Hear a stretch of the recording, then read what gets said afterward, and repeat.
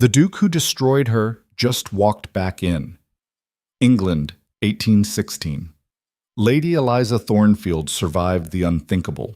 Public humiliation, a shattered heart, and a year of whispered scandals that nearly destroyed her family's name.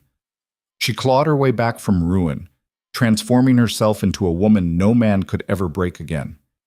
Tonight, at the Ashford Grand Ball, she stands untouchable, poised, elegant, deadly calm. Then the ballroom doors open.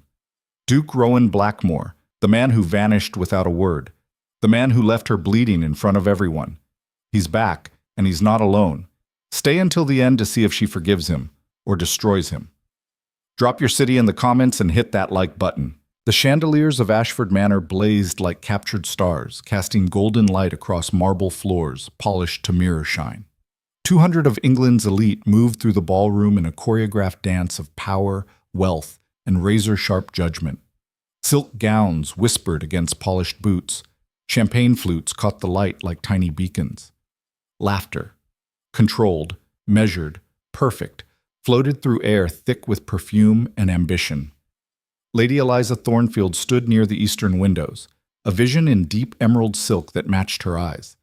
The gown was elegant but not ostentatious, expensive but not showy. Her dark hair was swept up in an intricate arrangement that had taken her maid an hour to perfect. Diamond earrings, her grandmother's, one of the few pieces she hadn't been forced to sell, caught the light with every subtle movement of her head. She looked like she belonged here.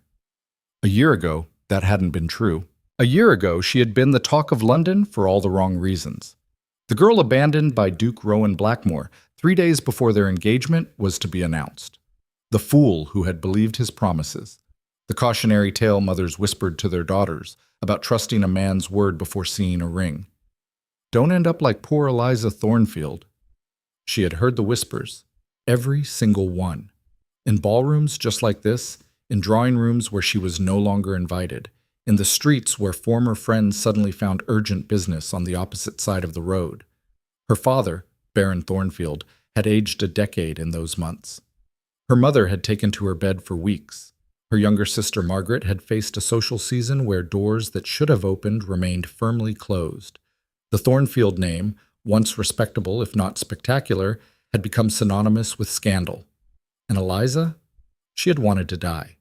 Not literally. She was too practical for that, too stubborn. But there had been dark nights when the weight of it all, the shame, the confusion, the utter incomprehension of why he had left, had pressed down on her chest until she couldn't breathe. She had loved him, completely, foolishly, with the kind of reckless abandon that only comes from believing you've found something real in a world built on transactions and alliances. They had met at a garden party 18 months ago. Rowan Blackmore, Duke of Blackmore, one of the most powerful men in England. Wealthy beyond measure, titled beyond reach, handsome in that dark, brooding way that made women write terrible poetry. And he had chosen her, not the diamond of the season. Not the heiress with a dowry that could fund a small army. Her. The Baron's eldest daughter with the quick wit and the slightly too loud laugh and the tendency to say exactly what she was thinking. You're different, he had told her once, walking through her father's rose garden while a party raged behind them. Everyone else performs. You simply are. She had fallen so hard she hadn't even felt the impact until it was too late. For months they had been inseparable. Walks in the park with proper chaperones trailing at a respectful distance. Dances where his hand on her waist felt like a brand. Conversations that stretched into hours, where she forgot to be proper and he seemed to prefer it that way. He had met her family. Her father had approved. Whispers of an engagement had begun circulating. Eliza had started sketching ideas for her wedding dress. Then, nothing. He had stopped calling. Stopped attending events where he knew she would be. His townhouse remained shuttered, his servants tight-lipped. No letter, no explanation, no goodbye.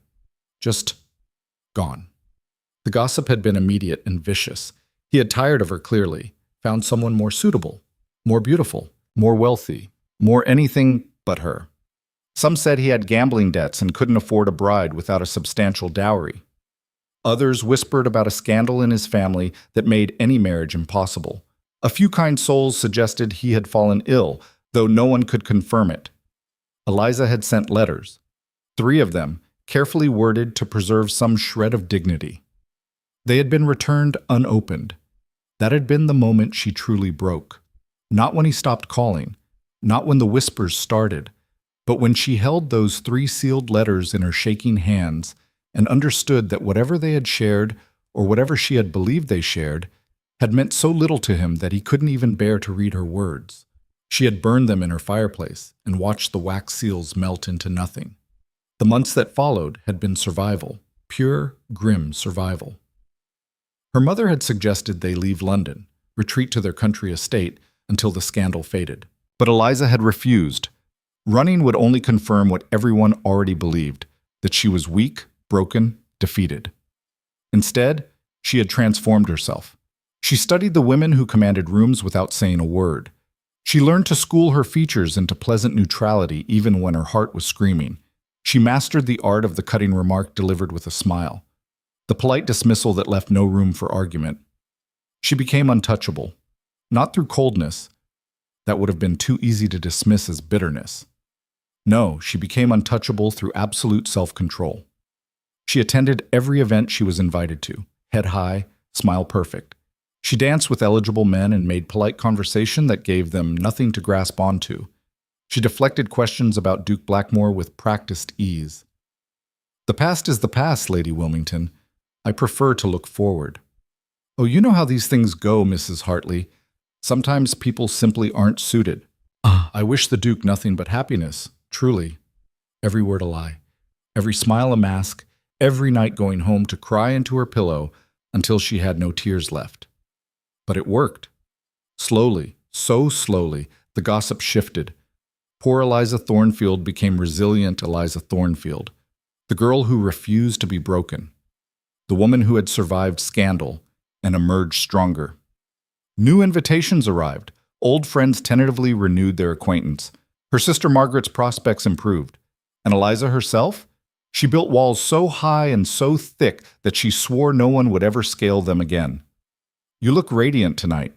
The voice pulled her from her thoughts. She turned to find Lord Christopher Ashford standing at her elbow, 2 champagne flutes in his hands. He offered her one with a gentle smile. Lord Ashford, she said warmly, accepting the glass, a beautiful event. Your mother has outdone herself. She'll be pleased to hear you say so. Christopher was handsome in a soft, approachable way. Golden hair, kind blue eyes, a smile that reached all the way to his eyes. The second son of the Earl of Ashford, he had none of his older brother's arrogance and all of his father's steady reliability. He had been courting her in his careful, respectful way for the past 3 months. Nothing dramatic, no sweeping declarations, just consistent, genuine attention, asking her to dance, sending flowers with thoughtful notes, engaging her in conversations about books and music and art, things that mattered to her. He was everything Rowan Blackmore hadn't been, predictable, honest, safe. Eliza didn't love him. She wasn't sure she could love anyone anymore, not in that all-consuming way. But she liked him, respected him, and in this world, that might be enough. I was hoping you might save me the supper dance, Christopher said, his tone light but his eyes hopeful. Before she could answer, a strange ripple moved through the ballroom. Conversations faltered, heads turned toward the main entrance. The string quartet played on, but even the musicians seemed distracted. Eliza felt it before she saw it, that shift in the air when something significant was happening.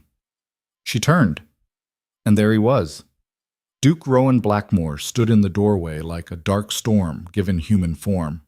Tall, taller than she remembered, with shoulders that filled out his black evening coat in a way that made her mouth go dry despite everything.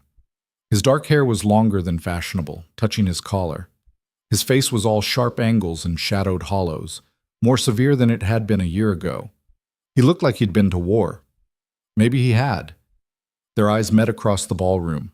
She watched him freeze, his body going absolutely still. Even from this distance, she could see the impact hit him, the widening of his eyes, the sharp intake of breath. He looked like a man who'd seen a ghost. Eliza felt Christopher's hand on her elbow, steadying her. She hadn't realized she'd swayed. Are you quite all right? Christopher murmured, concern threading his voice. Perfectly fine, she lied, the words automatic. But she wasn't. Her heart was hammering against her ribs so hard it hurt. Her hands had gone cold. Every instinct screamed at her to run, to flee, to be anywhere but here. She stayed rooted to the spot, because Rowan wasn't alone. On his arm was Lady Catherine Waverley, the season's undisputed diamond. Blonde, beautiful, wealthy, and connected to half the peerage. She was laughing at something, her hand possessive on his sleeve. The room was watching. Watching Eliza. Watching Rowan. Waiting to see what would happen when the scandal that had defined last season's gossip came face to face with its architect. Eliza felt the weight of 200 pairs of eyes. The whispers were starting, low and eager. This was the moment that would define her. Run, and she would be that broken girl again. React, and she would be the bitter, scorned woman. Show any emotion at all, and it would be dissected and discussed for months. So she did the only thing she could do. She smiled. Not a bitter smile, not a sad smile. A genuine, unbothered, perfectly pleasant smile. Then she turned back to Christopher Ashford, lifted her champagne flute, and said in a voice loud enough to carry, "I would be delighted to dance with you, Lord Ashford. In fact, I believe I hear the opening strains of the waltz now." She saw Christopher's eyes widen slightly.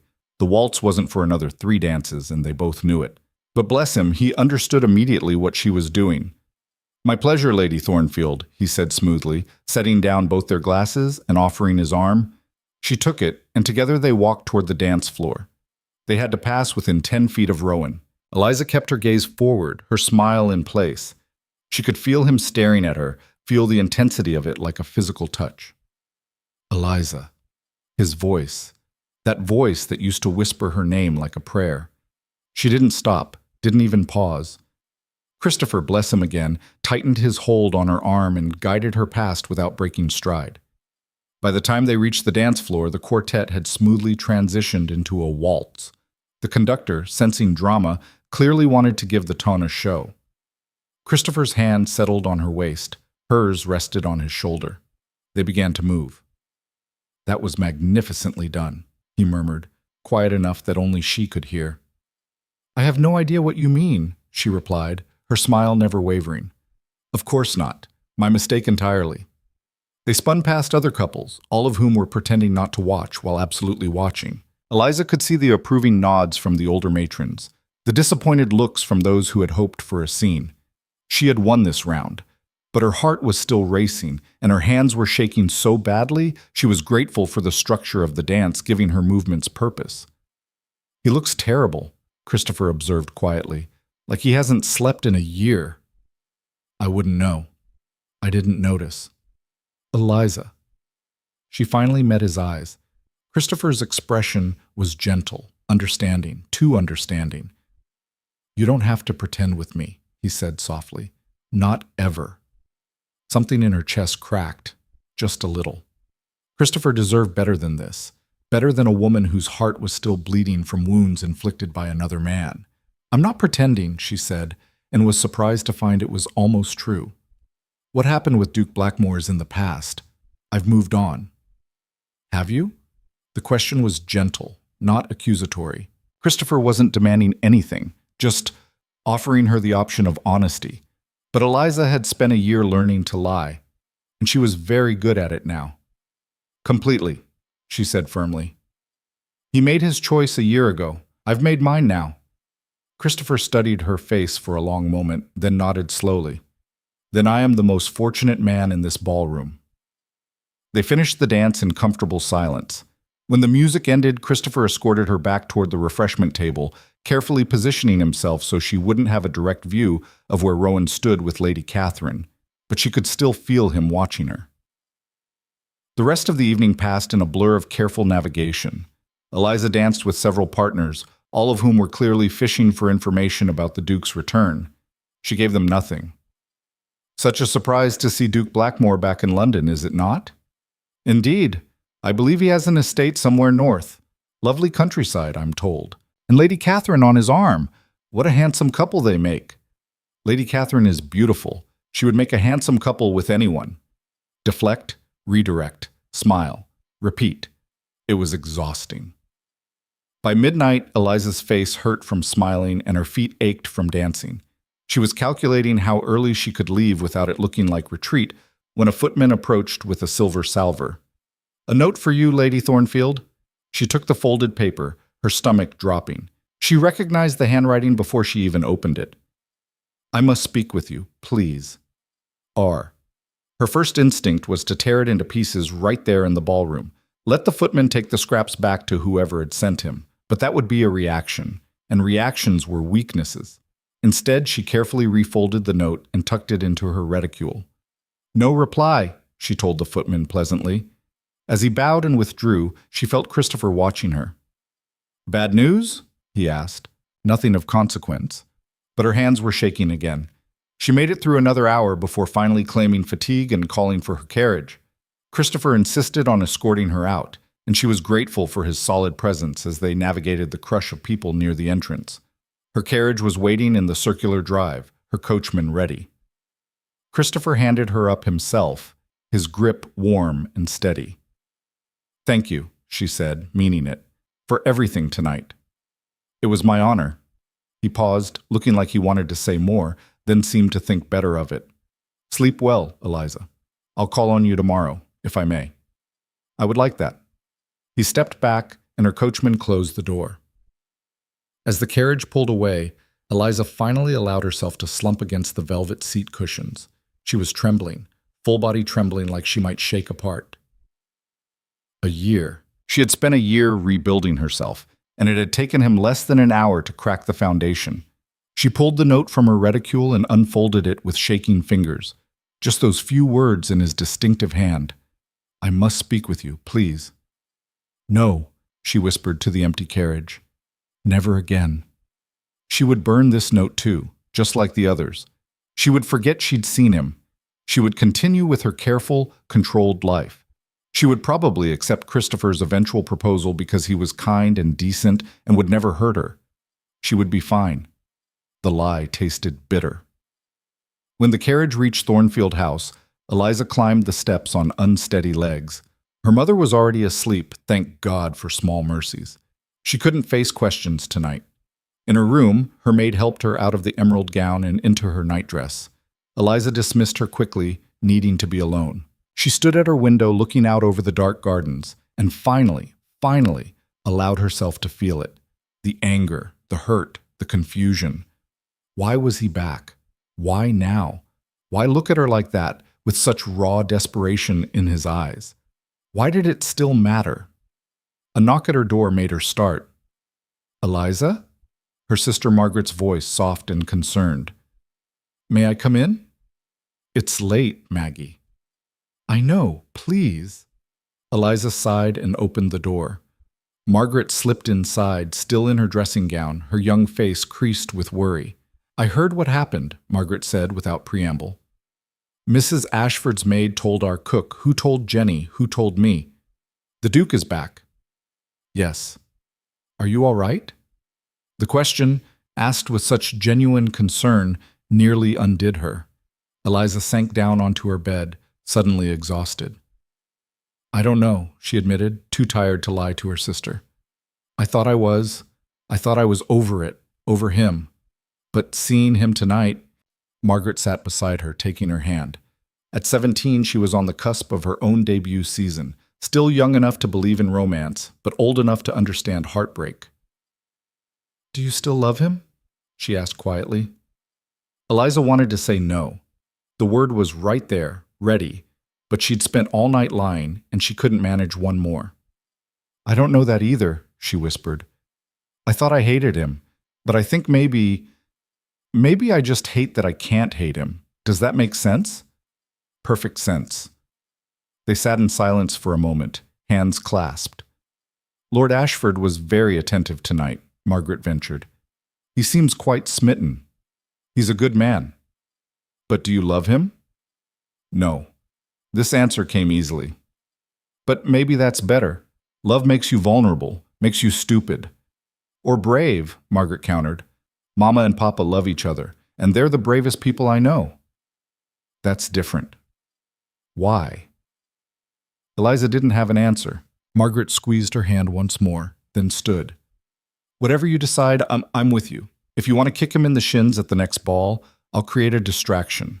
If you want to hear him out, I'll stand guard outside. Just don't let fear make the decision for you."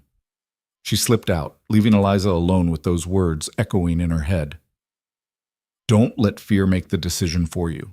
But what else was there? Fear had kept her safe this past year. Fear had kept her from shattering completely. Eliza pulled Rowan's note from where she'd tucked it into her dressing table and held it over the candle flame. Just one corner. That's all it would take. Her hand shook. She thought about his face in the ballroom, the shock in his eyes, the way he'd said her name like it hurt. She thought about Christopher's kindness, the safe, predictable future he offered. She thought about the girl she used to be, who believed in love and happy endings. And she thought about the woman she'd become, who knew better. The note caught fire. She watched it burn, the words disappearing into ash. But as she climbed into bed, she couldn't shake the feeling that she'd just made either the best decision of her life or the worst. In a townhouse across London, Rowan Blackmore stood at his own window, staring out at the same dark sky. He had seen her. After a year of deliberate separation, of convincing himself it was for the best, of telling himself she was better off without him, he had seen her. And she had walked past him like he didn't exist. He had deserved that. Deserved worse than that. But watching her in that emerald gown, seeing the way she held herself with such careful control, knowing he had put that wariness in her eyes, it had nearly killed him to stay silent. The note had been a mistake. He knew that even as he sent it. What could he possibly say that would matter now? What explanation could justify what he'd done? His hand was still healing from the fight 3 weeks ago. The bruises on his ribs were yellowing, but still tender. The cut across his left shoulder blade had only just stopped seeping. He was a mess. His life was a mess. His family's legacy was a disaster he was still trying to untangle. And Eliza Thornfield, the woman he loved more than breathing, had looked at him like he was a stranger. No. Worse than a stranger. A stranger might have warranted curiosity. She had looked at him like he was nothing. "You're brooding." Rowan turned to find his cousin Marcus leaning in the doorway, cravat loosened, expression knowing. "I'm thinking." "Same thing with you." Marcus moved into the room, helping himself to the brandy on the sideboard. "You saw her." It wasn't a question. "Yes." "And?" "And nothing. She won't speak to me." "I can't blame her." Marcus took a long drink, studying him. "You could tell her the truth." "And what good would that do?" Rowan's voice came out harder than he intended. "What's she supposed to do with it? Thank me for protecting her by destroying her reputation? Be grateful I chose to dismantle a criminal organization instead of being honest with her? You did what you had to do." "I hurt her badly. That's not something truth can fix." Marcus was quiet for a moment. "You know, for someone who faced down the most dangerous man in England and lived to tell about it, you're remarkably cowardly when it comes to one small woman." "She's not—" Rowan stopped, jaw tight. "She's not small. She's everything." "Then fight for her." "I don't have the right." "Then earn it." Rowan turned back to the window. Somewhere out there in the dark city, Eliza was probably sleeping, or maybe lying awake, hating him. He hoped she hated him. It would be easier for her that way. His hand went to his pocket, to the small velvet box he'd carried for a year. The ring inside had been meant for her. Would have been hers by now if everything hadn't gone so catastrophically wrong. Tomorrow, he would attend another ball. Another event where she would be present, untouchable and perfect, and completely beyond his reach. And he would figure out a way to make her listen, to make her understand. Or he would let her go forever. The thought made his chest ache in a way that had nothing to do with his still healing injuries. In her bed across the city, Eliza stared at the ceiling and tried not to think about dark eyes and desperate apologies. She failed. Tomorrow, she would be strong again. Tomorrow, she would rebuild the walls he'd cracked with a single glance.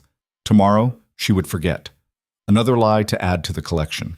But tonight, just for tonight, she let herself remember what it felt like to love someone completely, and how much it hurt when they left. The morning after the Ashford ball arrived with cruel brightness. Sunlight streamed through Eliza's bedroom windows, indifferent to the fact that she'd barely slept 3 hours. Her eyes felt gritty, her head ached, and her reflection in the vanity mirror showed dark circles no amount of powder could fully conceal. She was sitting for breakfast when the first caller arrived. "Lady Pemberton to see you, my lady," the butler announced, his face carefully neutral. Eliza's mother looked up from her tea, surprise flickering across her features. Lady Pemberton was one of London's most notorious gossips, a woman who collected secrets like other women collected china. "Show her to the drawing room," Eliza's mother said. "We'll be there directly." "Actually," Eliza set down her toast, her appetite vanishing, "I'll receive her alone." Her mother's eyebrows rose. "Eliza, I know what she wants to discuss, Mama. Better I handle it myself." A long look passed between them. Finally, her mother nodded. "Keep the door open."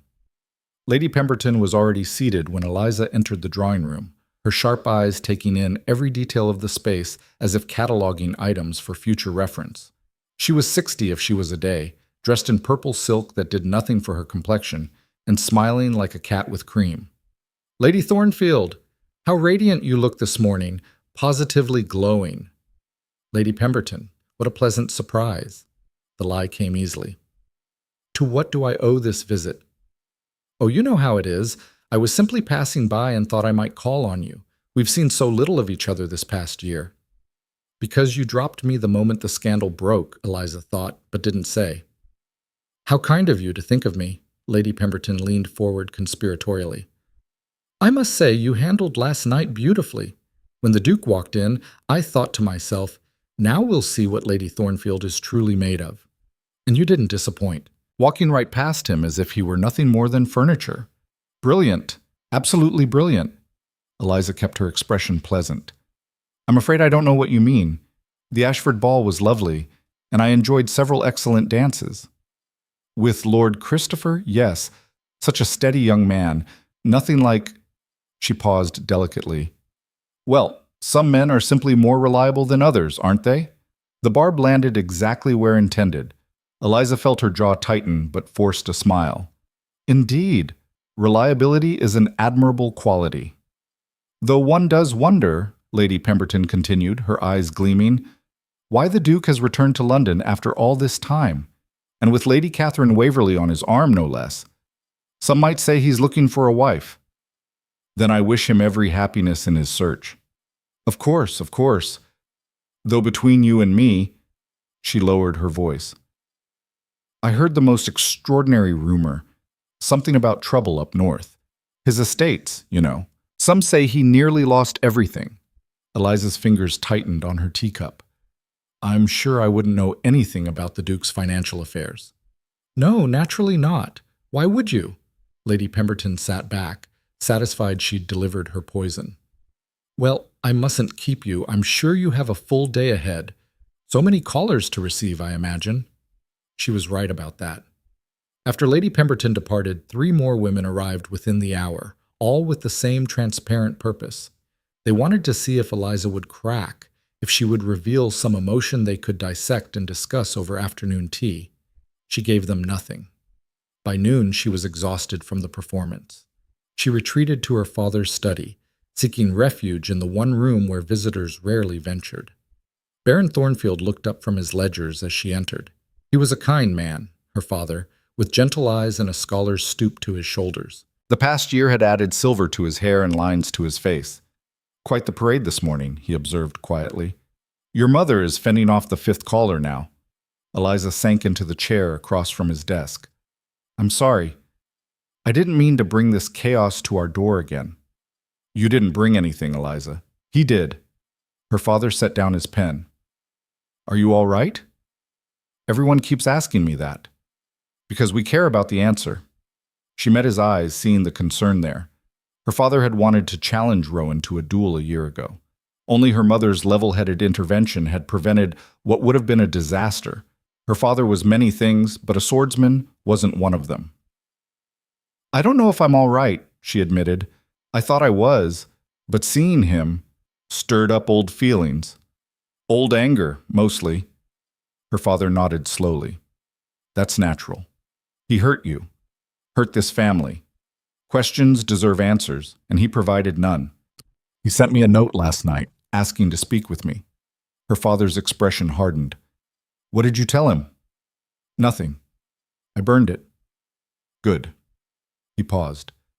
Though if you did want to speak with him to get those answers you deserve, I would support that decision. I might insist on being present, but I would support it. Eliza almost smiled. Thank you, Papa. But I don't think any answer he could give would change what happened, or make it hurt less. Before her father could respond, a commotion erupted from the front hall. Raised voices, her mother's sharp tone, and then the study door opened. Rowan Blackmore stood in the doorway. He looked worse in daylight than he had in the ballroom's forgiving candlelight. His face was drawn, shadowed. There was a healing cut along his jawline she hadn't noticed before. His eyes, those dark eyes that used to make her forget her own name, were desperate. "Forgive the intrusion," he said, his voice rough. "But I need to speak with Lady Thornfield, please." Eliza's mother appeared behind him, her face flushed with anger. "I told him you were not receiving, Eliza. I'll have the footman remove him if necessary." Baron Thornfield stood, his hand moving protectively toward his daughter. "You have considerable nerve, Your Grace, entering my home uninvited." "I know." Rowan didn't move from the doorway. "And I apologize, but this cannot wait." "Everything has waited a year," Eliza heard herself say, surprised by how calm her voice sounded. "What's changed?" "Everything. Nothing. He ran a hand through his hair, a gesture so familiar it made her chest ache. "I need 10 minutes. Just 10 minutes of your time. After that, if you never want to see me again, I'll respect that wish." "Your respect means very little to me, Your Grace." The formal address hit him like a blow. She saw him flinch. "Please," he said again, and the raw desperation in his voice cracked something in her carefully constructed armor. "I'm begging you." The Duke of Blackmore didn't beg. Not for anything. Not from anyone. Eliza looked at her father, who was watching her with concern. At her mother, who looked ready to throw Rowan out bodily. At Rowan himself, standing in her father's study like a man facing execution. She should say no, should have him removed, should protect herself the way she'd learned to do. But Margaret's words echoed in her mind. "Don't let fear make the decision for you."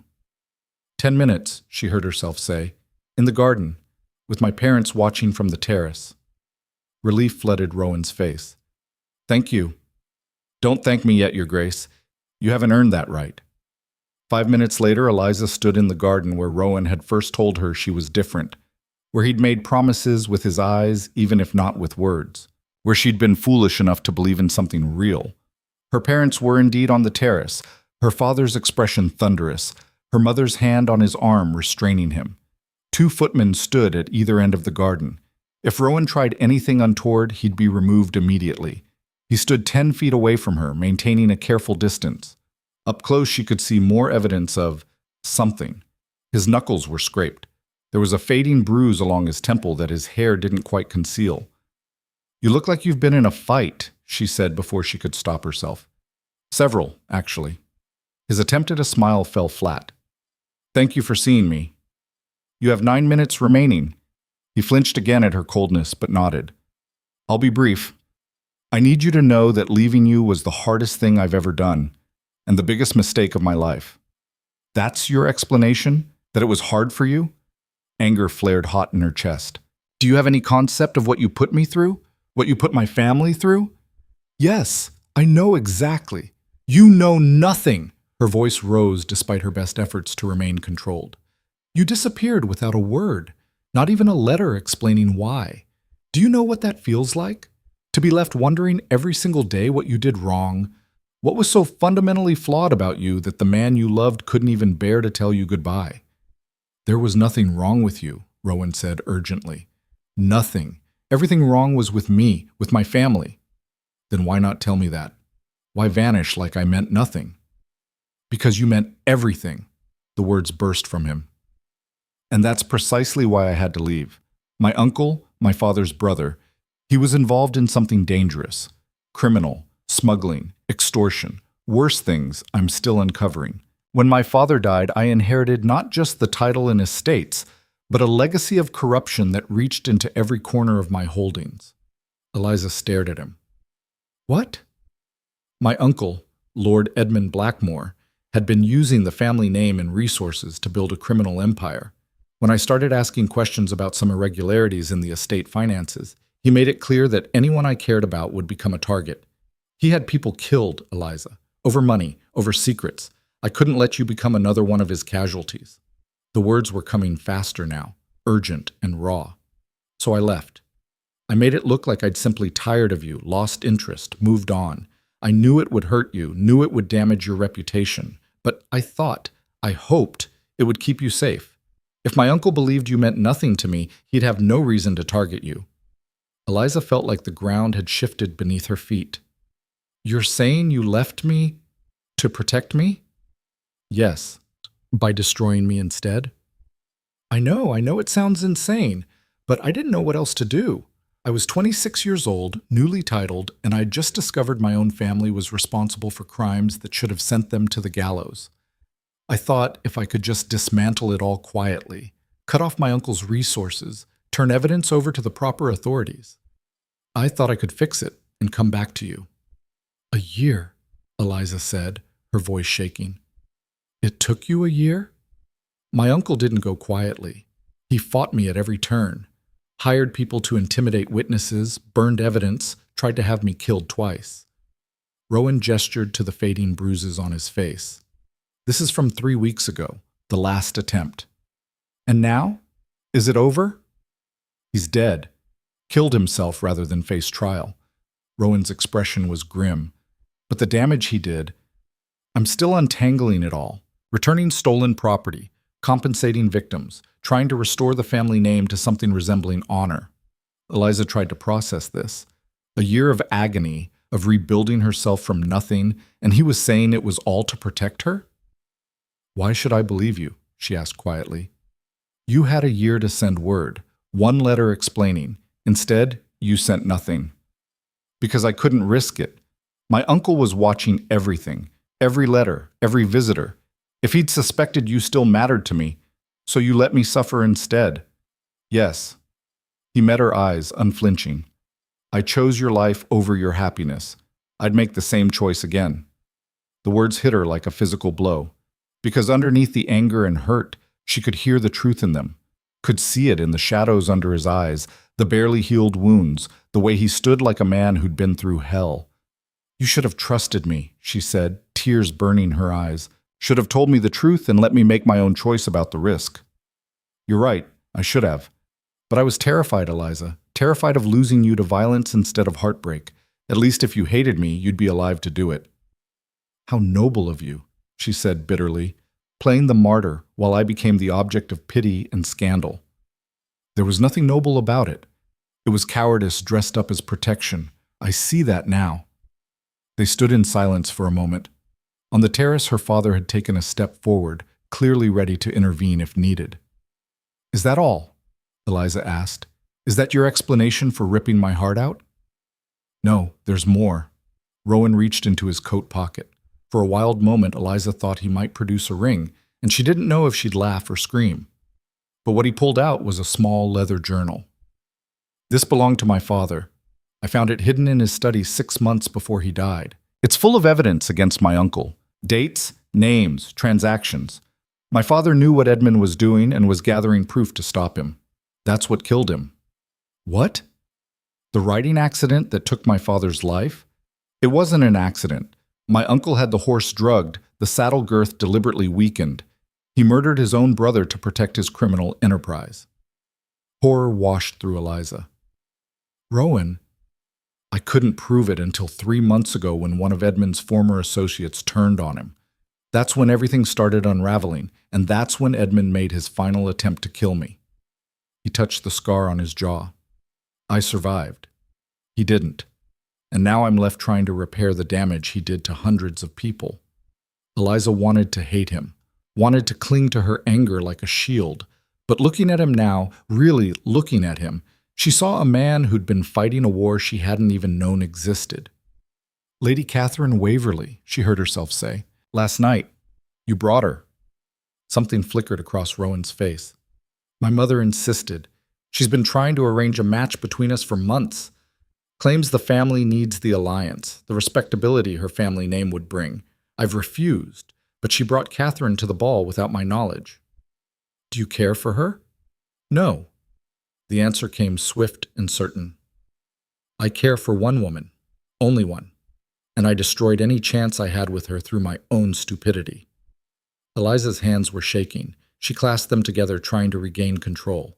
You can't just appear after a year and expect— I expect nothing, Rowan interrupted quietly. I know I have no right to ask for your forgiveness or your trust, but I needed you to know the truth.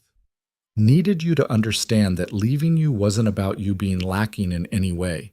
You are perfect, and I was a coward who thought he could protect you by breaking your heart. You succeeded at that part. I know, and I'm sorrier than you can possibly imagine. Eliza looked up at the terrace where her parents waited. Her father was rigid with tension, her mother's face unreadable. They would support whatever decision she made. She knew that. But what decision was there to make? Believe him and risk being hurt again? Or walk away and never know if she'd missed something real? I need time, she said finally. Time to think about everything you've said. Time to decide if any of it changes what happened. Relief and disappointment warred on Rowan's face. Of course, take all the time you need. And you need to stay away from me. No more uninvited visits, no more notes, no more appearing at events and looking at me like— She stopped, unable to articulate how his gaze had felt last night. Like, you're the only thing keeping me breathing? Rowan suggested quietly. I can't promise not to feel that way, Eliza, but I can promise to respect your boundaries. She turned to leave, then paused. Were you really going to ask me to marry you before everything fell apart? He pulled something else from his pocket, a small velvet box. Her heart stopped. I bought this ring the week before I found my father's journal, he said, not opening it. Before I knew about Edmund, about the danger. I was going to ask you at the midsummer ball, had the speech planned and everything. What were you going to say? That you made me believe in things I'd never believed in before. That when I was with you, the weight of the title and expectations didn't matter because you saw me, just me. That I wanted to spend the rest of my life trying to deserve you. Tears spilled down Eliza's cheeks before she could stop them. Keep the ring, she said, her voice breaking. I don't want to see it. She fled before he could respond, hurrying up the garden path toward her parents. Her mother caught her in an embrace while her father stepped forward to confront Rowan. You have your 10 minutes, Your Grace, Baron Thornfield said coldly. Now, leave my property. Yes, sir. Rowan pocketed the ring box. Thank you for allowing me to explain. I didn't do it for you. I did it for my daughter, who deserves answers, even if she doesn't deserve the pain that came before them. Rowan inclined his head and walked toward the garden gate. At the last moment, he turned back. She's stronger than you know, he said to Baron Thornfield. Stronger than I gave her credit for. I underestimated her in every way. I won't make that mistake again. Then he was gone. In her mother's arms, Eliza shook with sobs she'd held back for too long. Not just from this morning, but from the entire year. All the grief and rage and confusion pouring out in her mother's drawing room while her father paced and muttered about duels and honor. When she could finally breathe again, her mother guided her to the sofa. Do you believe him? Her mother asked gently. I don't know. Maybe?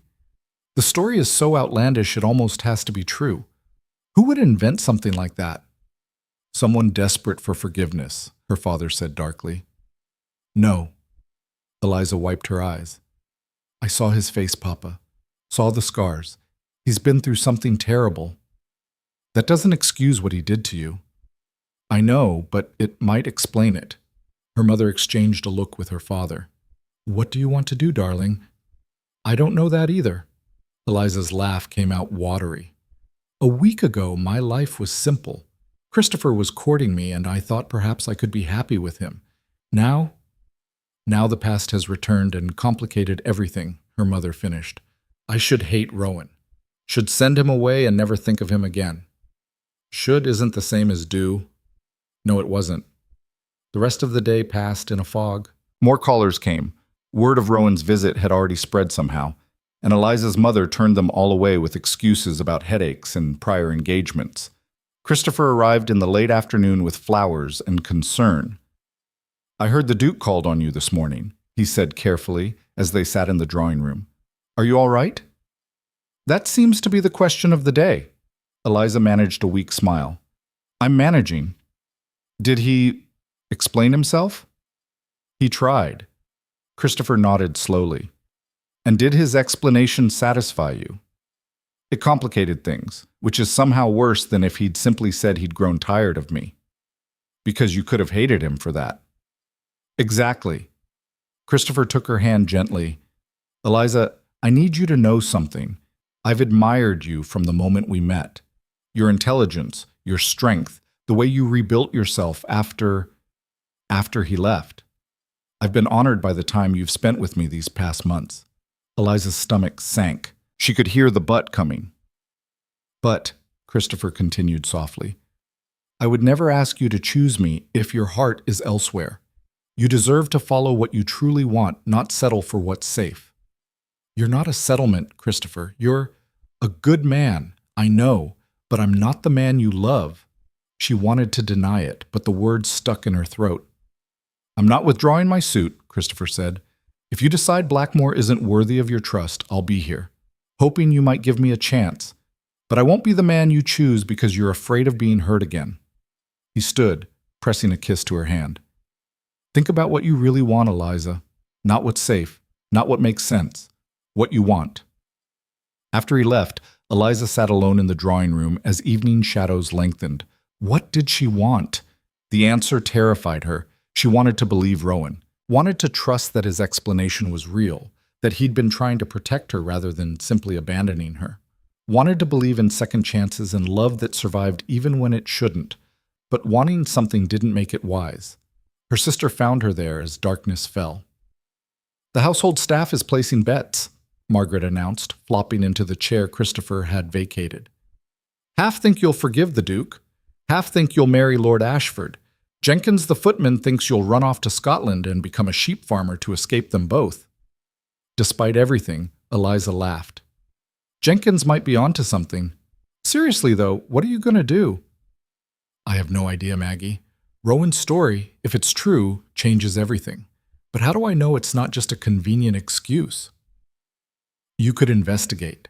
Ask around about his uncle, about what happened in the north. Eliza sat up straighter. That was actually brilliant. Or, Margaret continued, grinning, you could do what everyone expects you not to do. Which is? Talk to him. Really talk to him. Not in our garden with Papa glowering from the terrace.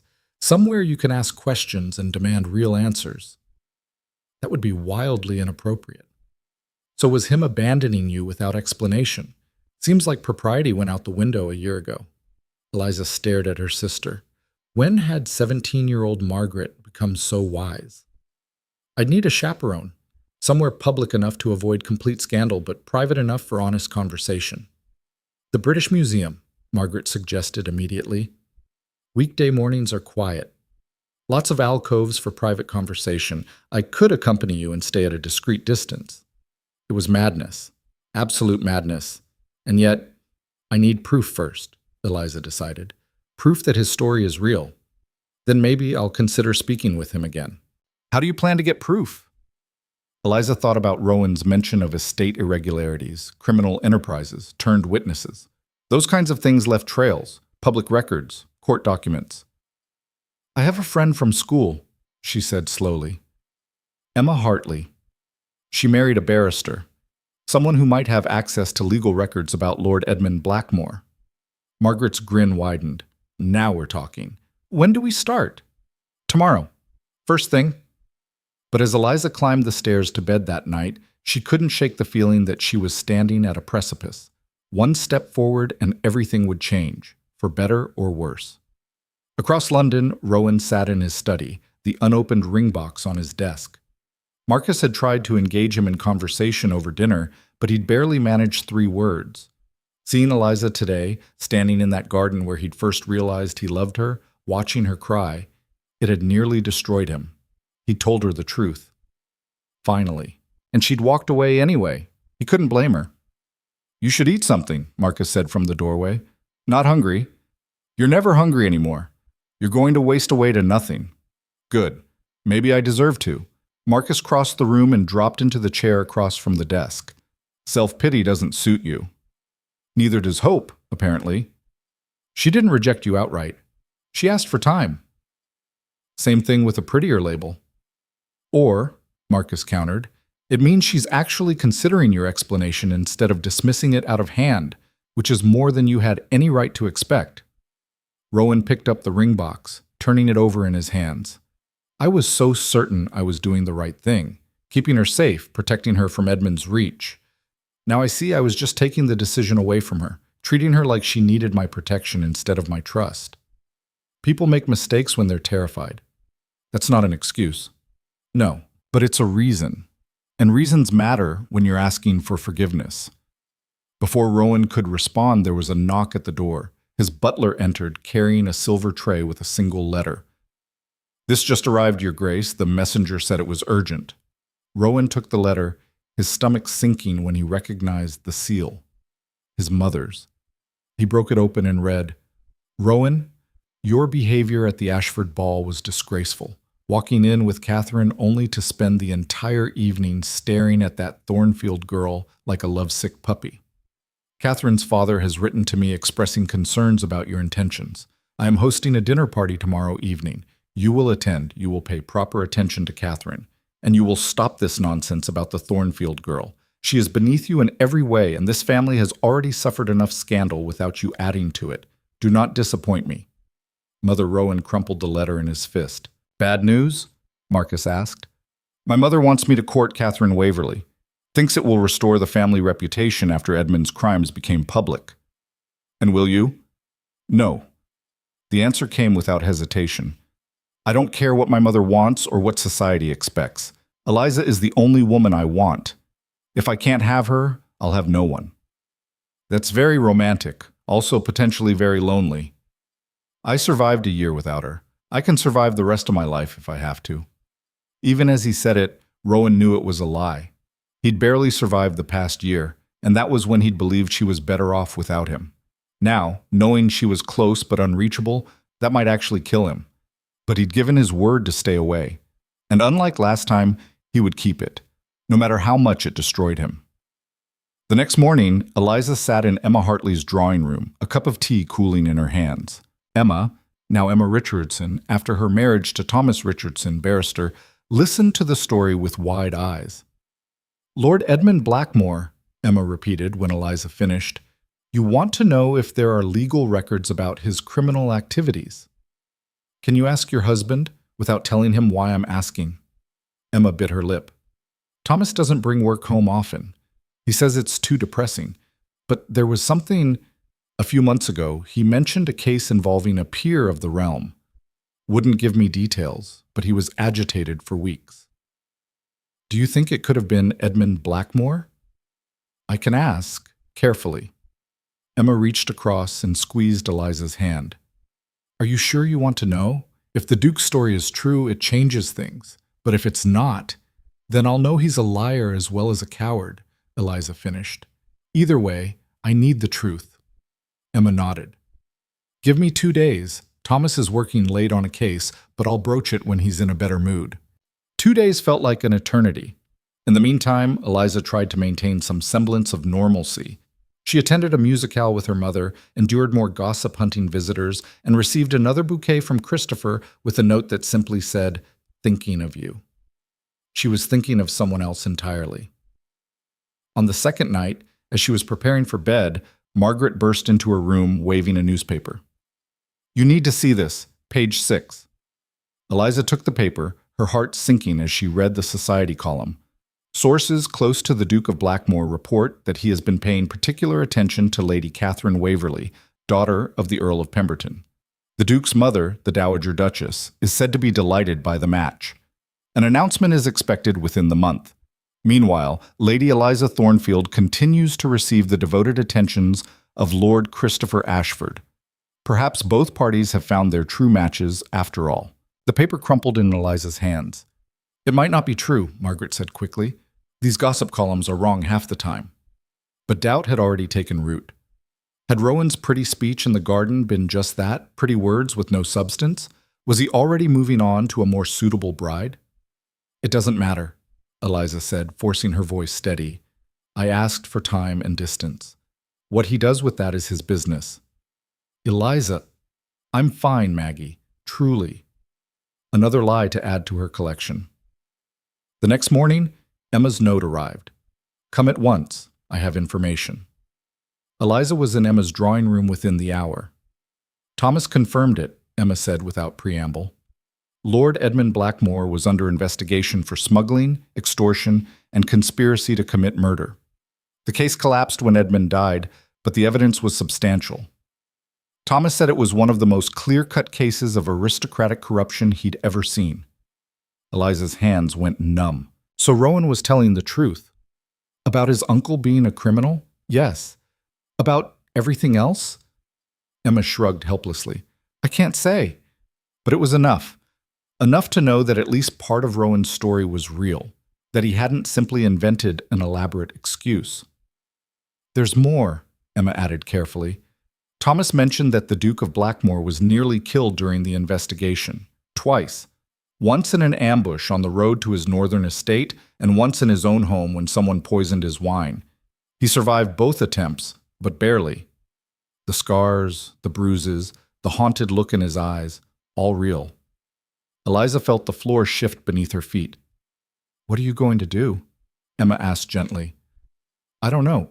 Talk to him, I think. Really talk to him. But not here in London where everyone is watching and judging. An idea was forming, wild and possibly stupid. He has an estate in the north, doesn't he? Blackmore Hall, in Northumberland, I believe. Northumberland. Miles from London's gossip and her mother's worried eyes and Christopher's patient devotion. I need to see it, Eliza said suddenly. Need to see what he's been doing, who he is away from London and society and expectations. Eliza, that's insane, I know, but how else can I trust what he's told me? Pretty words in a garden don't prove anything, but his life, his home, the way he runs his estates, that would tell me who he really is. Emma stared at her. You're serious. Completely. Your parents will never allow it. Then I won't tell them. Not exactly. I'll say I'm visiting you. A week or two in the country to clear my head. And when they discover you went to Blackmore Hall instead, I'll face that when it happens. Emma was quiet for a long moment. Then she smiled. You've changed, Eliza. A year ago, you would never have considered something this bold. A year ago, I thought following the rules would protect me. Eliza stood, decision made. It didn't. Maybe it's time to stop playing it safe. When do you want to leave? As soon as possible. Tomorrow, if I can arrange it. Then you'd better start packing. That evening, Eliza informed her parents she would be spending a fortnight at Emma Richardson's country house to recover from the stress of the London season. Her mother looked skeptical. Her father looked worried. But neither forbade it, perhaps sensing that Eliza needed some space to think. Margaret, who knew the truth, helped her pack with barely contained excitement. You're sure about this? Her sister asked as they folded dresses into a trunk. No, but I'm doing it anyway. What if he rejects you? What if you get there and he's already engaged to Lady Catherine? Then I'll have my answer, won't I? Margaret hugged her tightly. Be careful, and write to me every day so I know you're safe. I will. The next morning, Eliza boarded a northbound coach with a small trunk and a racing heart. The journey would take 3 days if the weather held. 3 days to plan what she would say. 3 days to prepare for whatever she might find. 3 days to either prove she was the bravest woman in England or the biggest fool. The carriage rolled out of London as dawn broke over the city. Eliza watched the buildings fade into countryside and wondered if she was running toward something or away from it. Maybe both. In Blackmore Hall, Rowan stood at his study window watching rain lash against the glass. He'd returned north 2 days ago, unable to bear another moment in London, watching Eliza from a distance. His mother had been furious when he'd left her dinner party early, refusing to dance with Catherine or entertain the Earl's none-too-subtle hints about settlements and wedding dates. Let her be angry. He was done living for other people's expectations. A knock at the door interrupted his thoughts. "Visitor, Your Grace," his butler announced. "Says it's urgent. I'm not receiving." "She says she knows Lady Thornfield." Rowan spun around. "Who?" "A Mrs. Emma Richardson. Insists on speaking with you immediately." Rowan's heart hammered. "Show her in." Emma Richardson was a small woman with sharp eyes and a determined set to her jaw. She dispensed with pleasantries immediately. "I'm here on behalf of Eliza Thornfield," she said, "and I need to know if you're playing games with her." "I would never—" "Your mother told the papers you're courting Catherine Waverley. Is that true?" "No, my mother is delusional. I have no interest in—" "Good, because Eliza is on her way here." The world stopped. "What?" "She'll arrive tomorrow. She wants to see who you really are, away from London, to judge for herself if you're worthy of her trust." Rowan couldn't breathe. "She's coming here?" "Yes, and if you hurt her again, I will personally ensure every door in London closes to you. I don't care if you're a duke." "I won't hurt her, I swear it." Emma studied him for a long moment. "See that you don't." After she left, Rowan stood frozen in his study. Eliza was coming, here, to his home, to judge him. Terror and hope warred in his chest. This was his chance, his only chance, to show her who he really was, to prove that everything he'd said in her garden was true. He couldn't fail. He wouldn't. Outside, the storm raged on, but inside Blackmore Hall, Rowan Blackmore began to prepare for the most important test of his life. The carriage wheels hit a particularly vicious rut, jolting Eliza from an uneasy half-sleep. Rain hammered against the roof in sheets, turning the northern roads into rivers of mud. They'd been traveling for 2.5 days, and every mile had given her more time to question her sanity. What was she doing?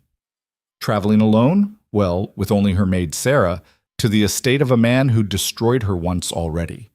A man she'd loved and hated in equal measure for a year. A man whose explanation had shattered her carefully constructed certainty about who he was and what he'd done. "How much further do you think?" Sarah asked from across the narrow coach.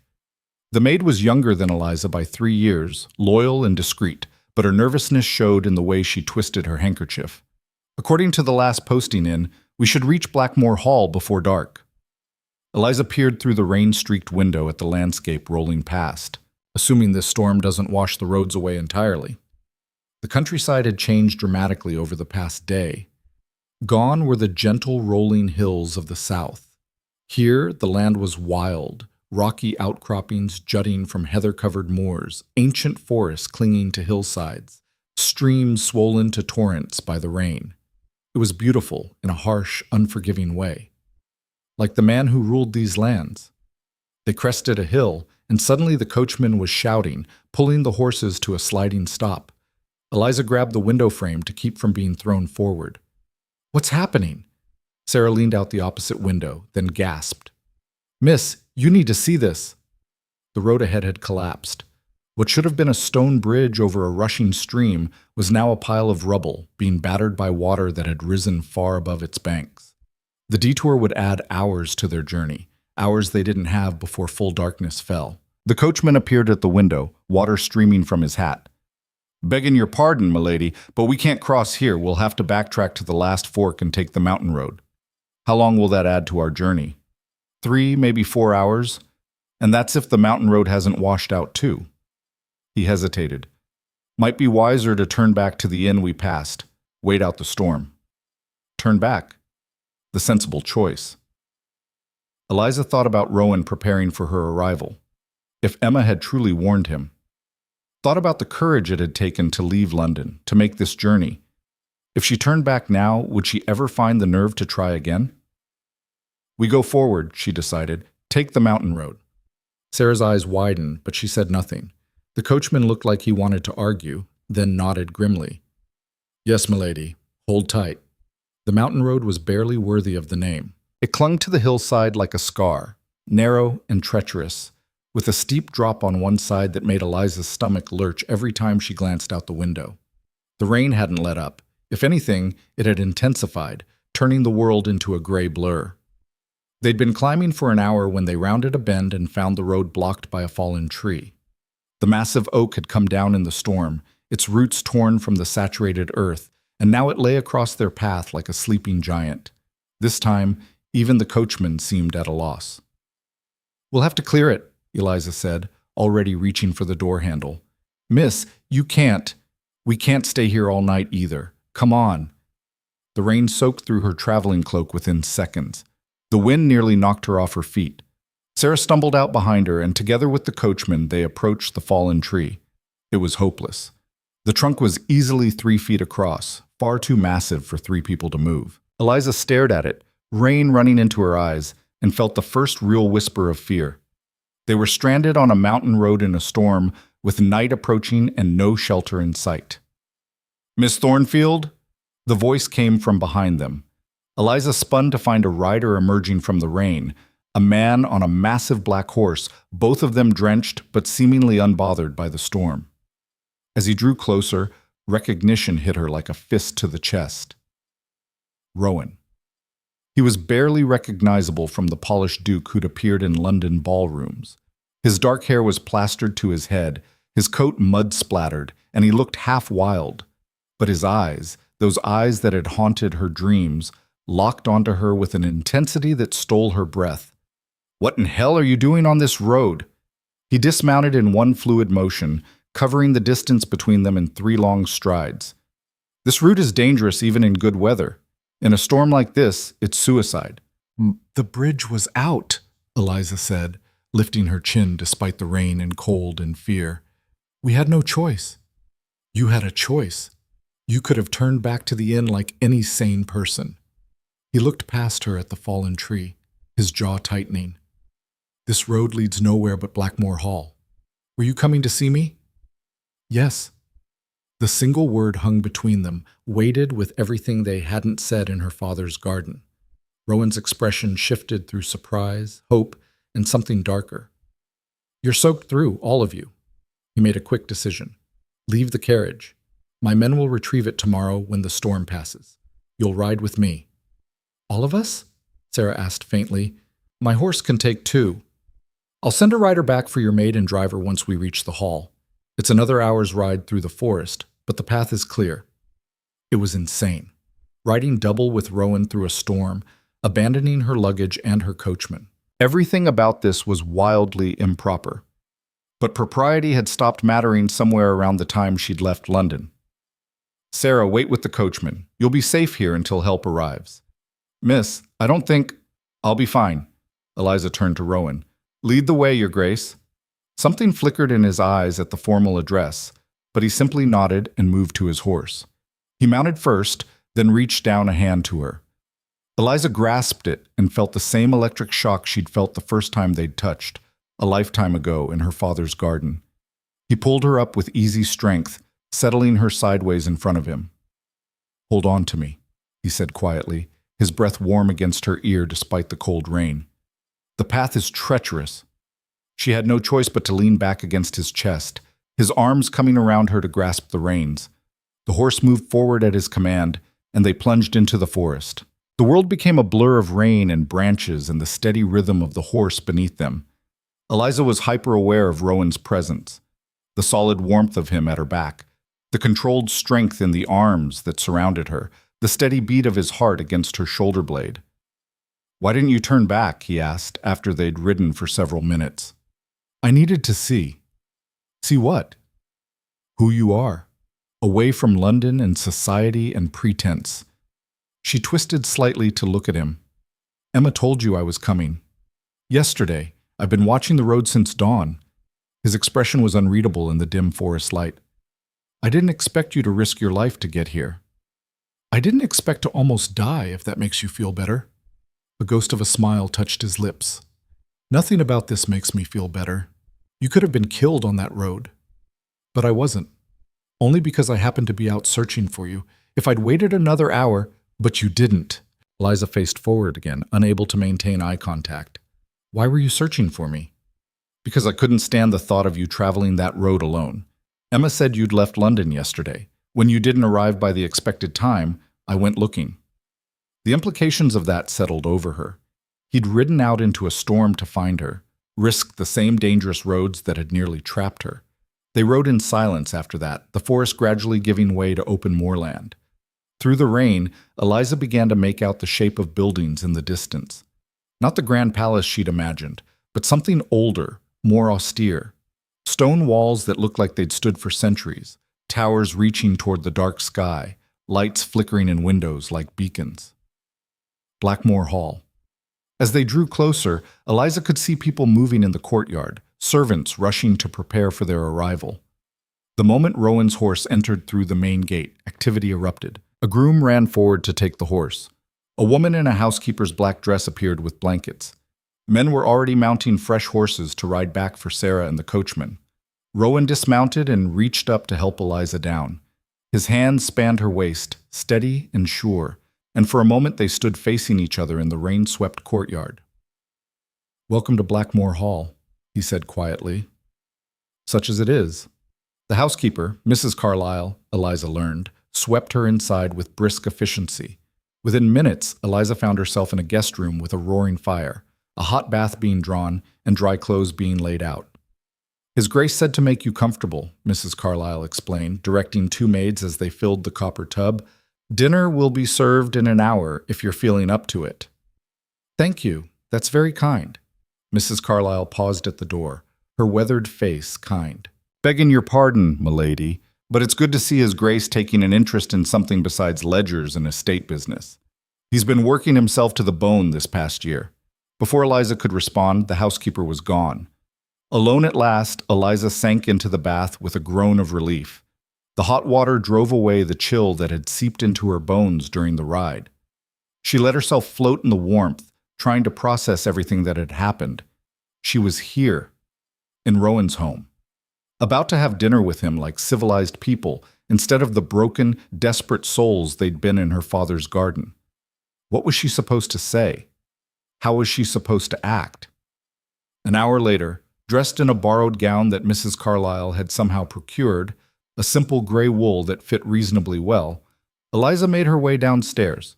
A footman guided her through corridors lined with portraits of stern-faced Blackmores, through rooms that spoke of old money and older traditions. The dining room was smaller than she'd expected, more intimate. Rowan was already there, changed into dry clothes, his hair still damp but combed back from his face. He stood when she entered, his eyes taking in her appearance with an expression she couldn't read. "You look better. Warmer, at least. Your housekeeper's a miracle worker." Eliza took the seat he held for her. "I hope Sarah and my coachman arrived safely?" 20 minutes ago. Your maid is being looked after in the servants' quarters, and your coachman is warming himself by the kitchen fire with a large meal and an even larger glass of whiskey." Servants appeared with soup, bread, roasted meat, vegetables, a feast that seemed excessive for two people. They ate in silence for several minutes, the only sound the clink of silverware and the crackle of the fire in the hearth. Finally, Eliza couldn't stand it anymore. "Your home is beautiful," she said. "Different than I expected." "What did you expect?" "Something grander, more ostentatious." "This is the family seat. It's been here for 400 years, built to withstand sieges and winters that could kill as surely as any army." He set down his fork. "My grandfather tried to modernize it, make it more fashionable. It resisted. This house wants to be what it is, a fortress, not a showpiece." Eliza looked around at the stone walls, the high ceilings, the narrow windows designed for defense rather than light. "It suits you." "Does it?" "The London version of you, no. But this?" She gestured to encompass him, the house, the wild landscape beyond. "Yes, this feels honest." Something in his expression shifted. "I was never honest with you in London. Not truly. I played the part society expected, the eligible duke, the perfect gentleman. But this is who I am, a man trying to hold together an estate that my uncle nearly destroyed, protecting people who depend on me, making hard choices that keep me awake at night." "Tell me about it," Eliza said. "Not the sanitized version you gave in my garden. The real story." Rowan was quiet for a long moment.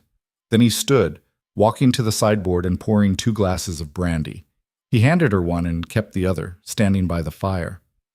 "My father was a good man," he began. "Fair, honest, devoted to his people. I worshipped him. When he died in that riding accident, I thought my world had ended. I was 25, unprepared to inherit, grieving.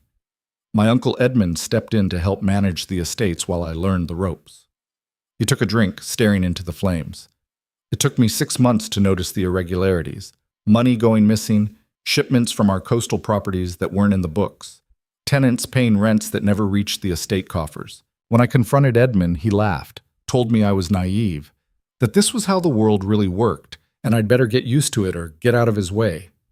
So you investigated. I hired men I trusted, Marcus, my cousin, and 2 others. We started documenting everything. That's when I found my father's journal hidden in his study. He'd known what Edmund was doing, had been gathering evidence for months.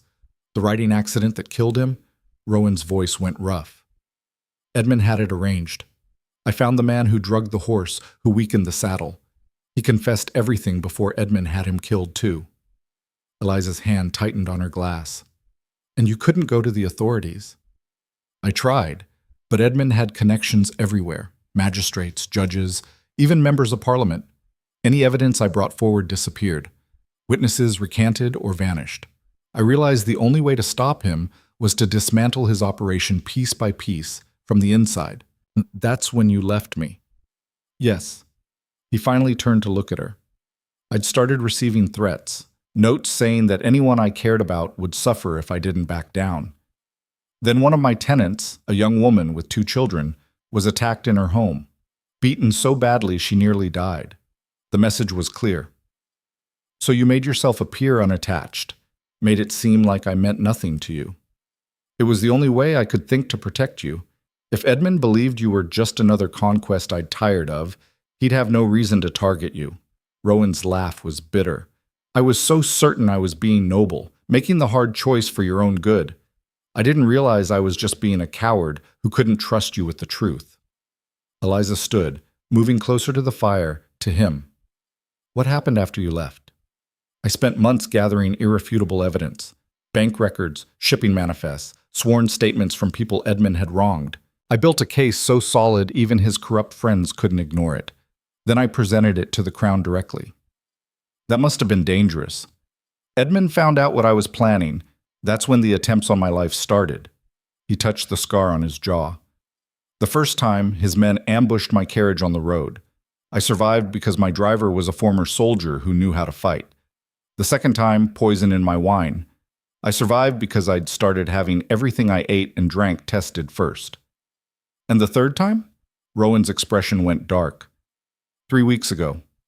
Edmund himself came to my London townhouse, walked right in through the front door with a pistol and murder in his eyes. We fought. I won, but barely. He fled and killed himself that night rather than face arrest. The silence that followed was heavy with all the things left unsaid. I'm sorry, Eliza said finally, for what you went through, for losing your father that way, for having to fight your own family. I don't want your pity. Good, because I'm not offering it. She met his eyes squarely. I'm offering understanding and the truth that you should have told me a year ago. I know that now, but at the time, you were afraid. Eliza moved even closer, close enough to see the firelight reflected in his eyes. I understand fear, Rowan. I've lived with it for a year. Fear that I wasn't good enough, that something about me had driven you away. Fear that I'd never be able to trust anyone again. Eliza, I'm not finished. Her voice was steady despite the emotion churning in her chest. You hurt me. Badly. Your reasons may have been noble, but the result was the same. You broke my heart and my trust. And I'm not sure those things can be mended just because you've explained why. Pain flickered across his face. I understand. But, she continued, I also understand now that you were fighting a battle I didn't even know existed. That you made choices, wrong choices perhaps, because you were trying to protect me. That counts for something. Hope lit in his eyes. Does it count for enough? I don't know yet. That's why I'm here. To see who you really are. To decide if the man standing in front of me is worth the risk of trusting again. Rowan set down his glass with careful precision. Then let me show you. Not tonight, you're exhausted from your journey, but tomorrow. Let me show you what I've been doing, what I'm trying to build here, and then you can make your decision.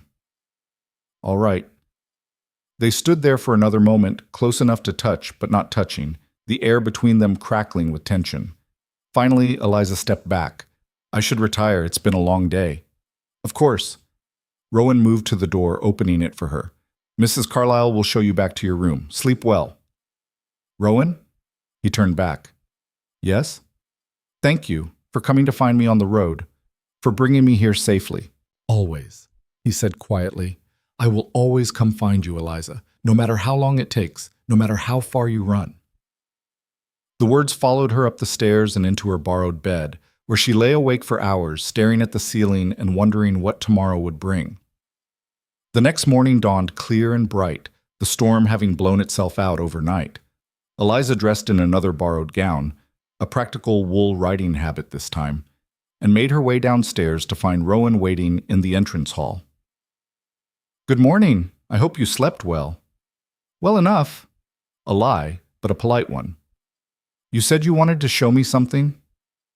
Many things, actually, starting with the village.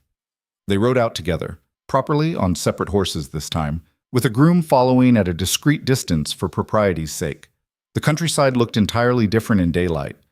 What had seemed threatening and harsh in the storm now revealed itself as breathtakingly beautiful. Rolling hills covered in heather, streams running clear over ancient stones, forests that whispered with birdsong. The village of Blackmore lay in a valley about 3 miles from the hall. As they approached, Eliza could see new construction, cottages being built, roads being repaired, a school that looked recently completed. This is what I've been doing, Rowan said as they dismounted in the village square. Trying to repair the damage Edmund did. He bled these people dry for years, raised their rents, took their crops, punished anyone who complained. When I finally got control back, I found families living in squalor while my uncle grew rich off their suffering. A group of children ran past, laughing and chasing a ball.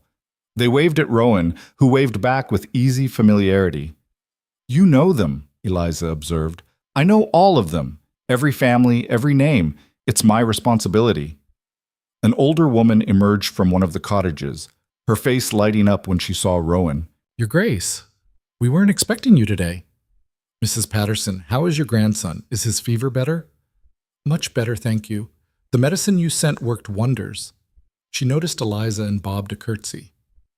Begging your pardon, milady. This is Lady Thornfield, Rowan introduced. She's visiting from London.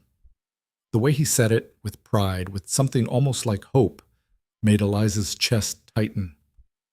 They spent the morning walking through the village. Rowan showed her the school he'd funded, the new well he'd had dug, the cooperative workshop where villagers could learn trades. Everywhere they went, people greeted him with genuine warmth, not the false deference she'd seen London servants show their masters. You're not what I expected, Eliza said as they stopped to watch children playing in the schoolyard. What did you expect? A duke playing at benevolence, throwing money at problems from a distance. She turned to look at him. But you're not, are you? You actually care about these people.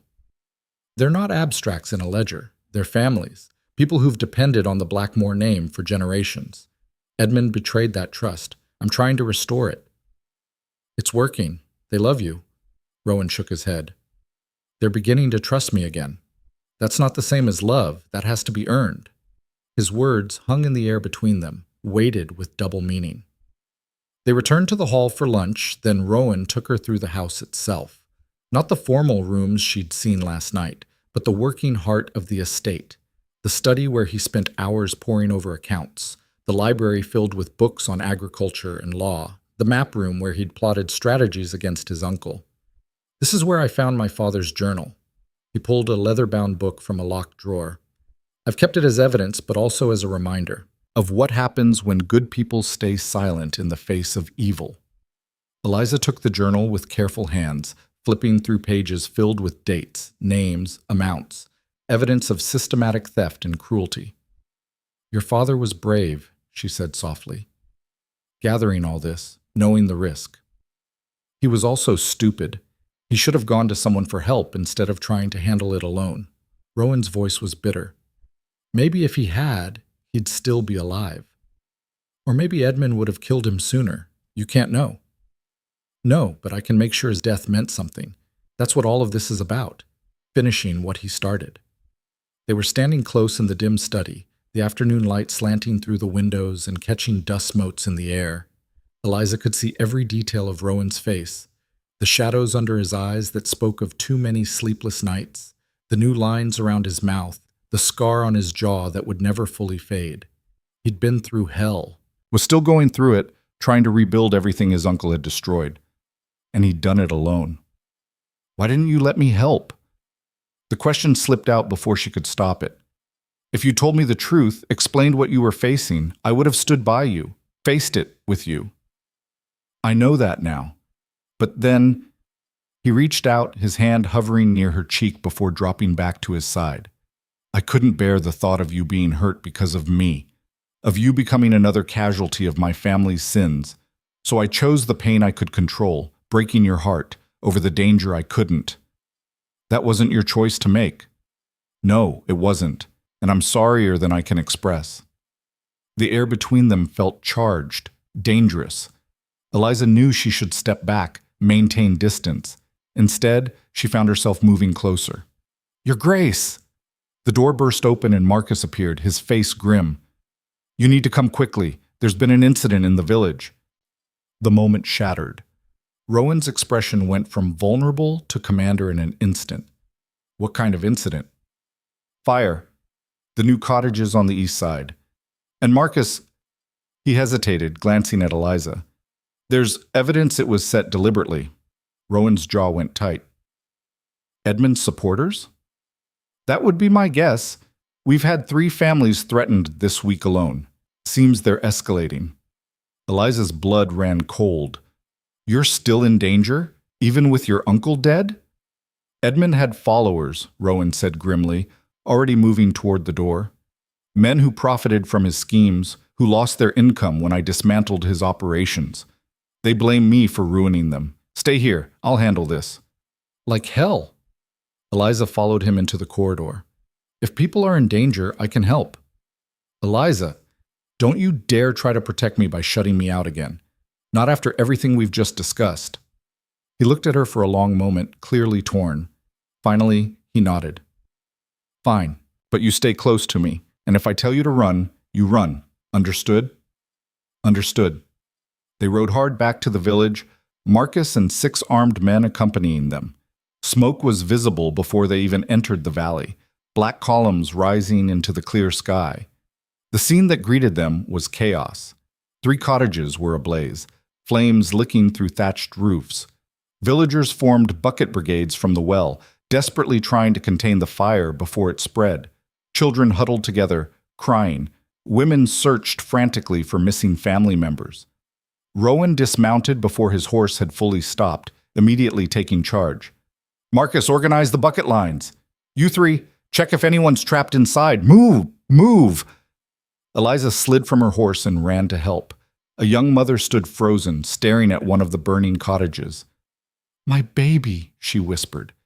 She was sleeping. I thought I had time to get water. Eliza didn't think. She grabbed a blanket from a nearby cart, soaked it in a water trough, and ran toward the burning building. Eliza, no! Rowan's shout came too late. She was already through the door, the wet blanket wrapped around her head and shoulders. Smoke choked her immediately, burning her lungs. The heat was incredible, waves of it pressing down like a physical weight. Baby, she called out, her voice muffled by the blanket. Where are you? A cry, faint from upstairs.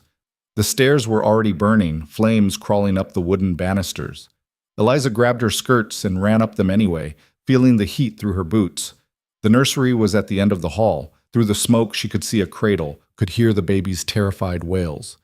She reached the cradle just as the ceiling groaned ominously above her. The baby was red-faced from crying, but alive, blessedly alive. Eliza scooped her up, wrapping her in the wet blanket. Behind her, the staircase collapsed with a thunderous crash.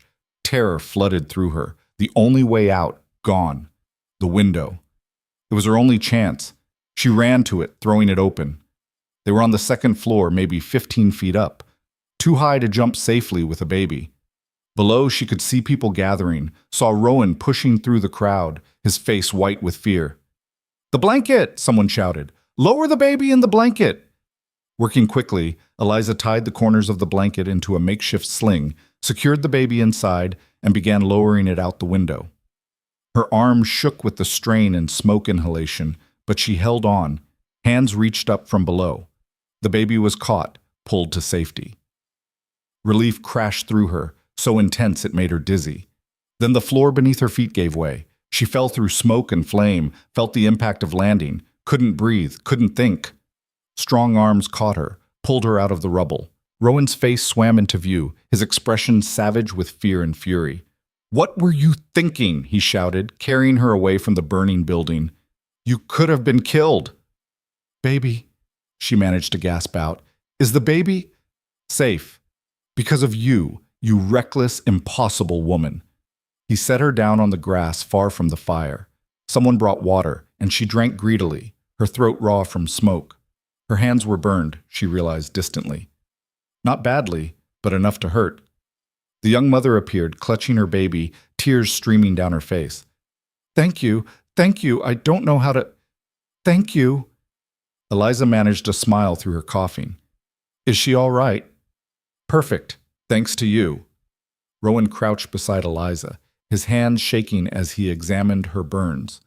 "When I saw you run into that building, I thought..." He stopped, unable to finish the sentence. "I'm fine. Just a little scorched." "A little scorched? The floor collapsed. You could have died." "But I didn't, and neither did that baby."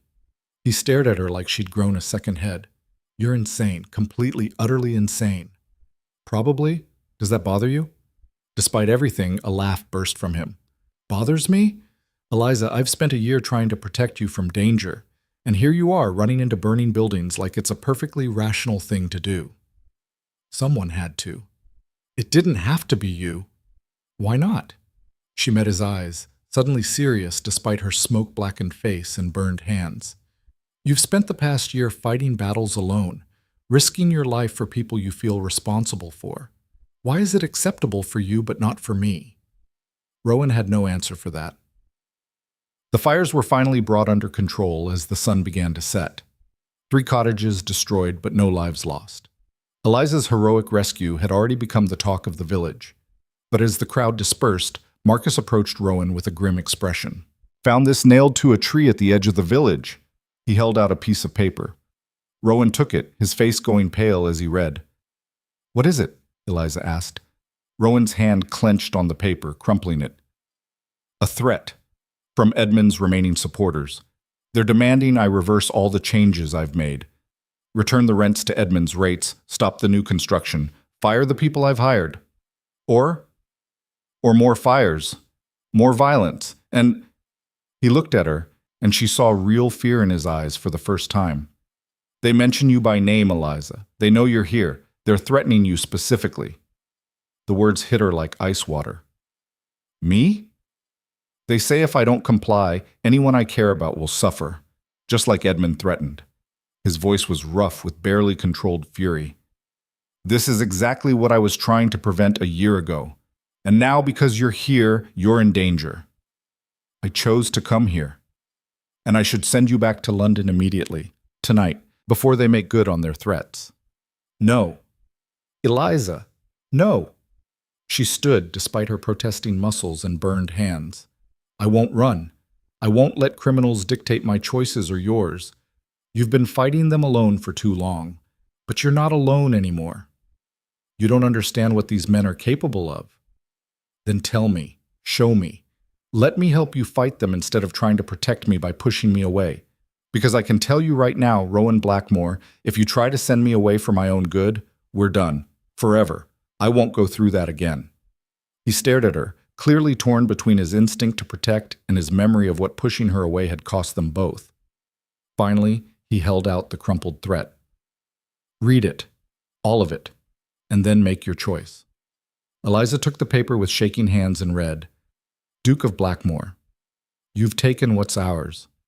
The rents, the shipments, the profits. Lord Edmund built an empire, and you've torn it down to play the hero. But we're not done. Return things to how they were, or face consequences. Starting with that London lady you've been entertaining. We know all about Lady Thornfield. Know she's staying at the Hall. Know she rides the Eastern Path every morning. Accidents happen on those paths. Falls from horses. Getting lost in the woods. So many ways a delicate lady could come to harm in this rough country. You have 3 days to comply, or we'll show you what real loss feels like." Eliza's hands trembled as she finished reading. They were threatening her life. directly, explicitly. A year ago, she would have fled, would have let Rowan send her away, convinced herself it was the sensible choice. But she wasn't that girl anymore. She looked up at Rowan, seeing the fear and determination warring in his eyes, and made her choice. 3 days, she said calmly. That gives us time to prepare. Prepare for what? A trap. Her mind was racing, pieces falling into place. They expect you to either comply or send me away. We do neither. We draw them out instead. Absolutely not. I'm not using you as bait. You're not. I'm volunteering. These men have terrorized this village long enough. Edmund is dead, but his poison remains. It needs to be cut out completely. Rowan shook his head violently. No, I won't risk you. It's not your risk to take. It's mine. And I'm taking it. Eliza stepped closer, putting her hand on his arm. Trust me, Rowan, the way you should have trusted me a year ago. Let me stand beside you in this fight instead of protecting me from it. He covered her hand with his touch gentle despite the turmoil in his eyes. If anything happens to you, it won't, because we'll plan carefully, because Marcus and your men will be watching, because I'm not as helpless as everyone seems to think. She managed a smile. I did just run into a burning building and save a baby, after all. Don't remind me. I think you took 10 years off my life with that stunt. Then we're even. You took a year off mine when you disappeared. Despite the tension, despite the danger, Rowan laughed. Then his expression turned serious again. If we do this, and I'm not agreeing yet, but if we do, you follow every instruction I give. No heroics, no running into burning buildings or throwing yourself into danger. I make no promises about the heroics, but I will listen to your instructions. Eliza, that's the best offer you're getting, Your Grace. Take it or leave it. He looked at her for a long moment, and she saw the exact instant he capitulated. Fine, but we plan this carefully, every detail, no room for mistakes. Agreed. Marcus, who'd been standing nearby listening to this exchange, shook his head in disbelief. You're both insane. You know that, right? Probably, Rowan agreed. Get the men together. We need to talk strategy. As they walked back toward the hall, the ruined cottages smoldering behind them, Eliza felt a strange sense of clarity. This was what she'd come here to find, not just answers about the past, but understanding about who Rowan really was, a man who fought for his people, who carried the weight of generations on his shoulders, who would sacrifice anything to protect those he loved, and who needed someone strong enough to stand beside him, not behind him. She might be that person, might finally be ready to trust again, to risk again. But first, they had to survive the next 3 days. That night, in Rowan's study, they planned. Marcus brought in maps of the estate, marking the paths mentioned in the threat. The eastern route was isolated, running through dense forest with multiple spots perfect for an ambush. We'll need men hidden all along this section, Marcus pointed to a particularly narrow stretch. If they're planning an accident, this is where they'll strike. How many men do we have? Eliza asked. 12 we can trust absolutely. Former soldiers, all of them. Good in a fight. And the local magistrate? Rowan's expression darkened. In Edmund's pocket. We can't rely on official authority. So we gather evidence ourselves, catch them in the act. With you as the bait. Rowan still clearly hated this plan. There has to be another way. There isn't. They're expecting either compliance or my departure. We use that expectation against them. They worked late into the night, refining the plan, accounting for every variable. By the time Eliza finally returned to her room, exhausted and aching, the first light of dawn was breaking over the moors. Sarah helped her into bed, clucking over her burned hands and smoke-damaged hair. You should go home, miss, the maid said quietly. This place is dangerous. Home is dangerous too, Eliza replied. At least here, I know what I'm fighting. She fell into fitful sleep, dreams full of fire and threats, and Rowan's terrified face as he pulled her from the burning building.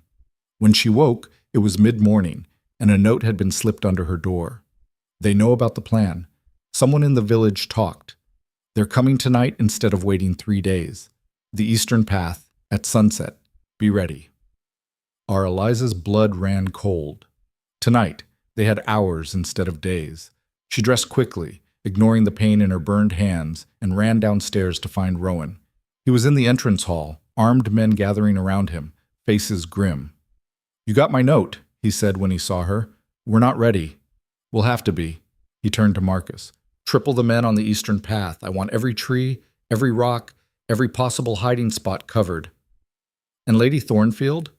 Rowan looked at Eliza, and she saw the question in his eyes. Last chance to back out. Last chance to run to safety. She lifted her chin.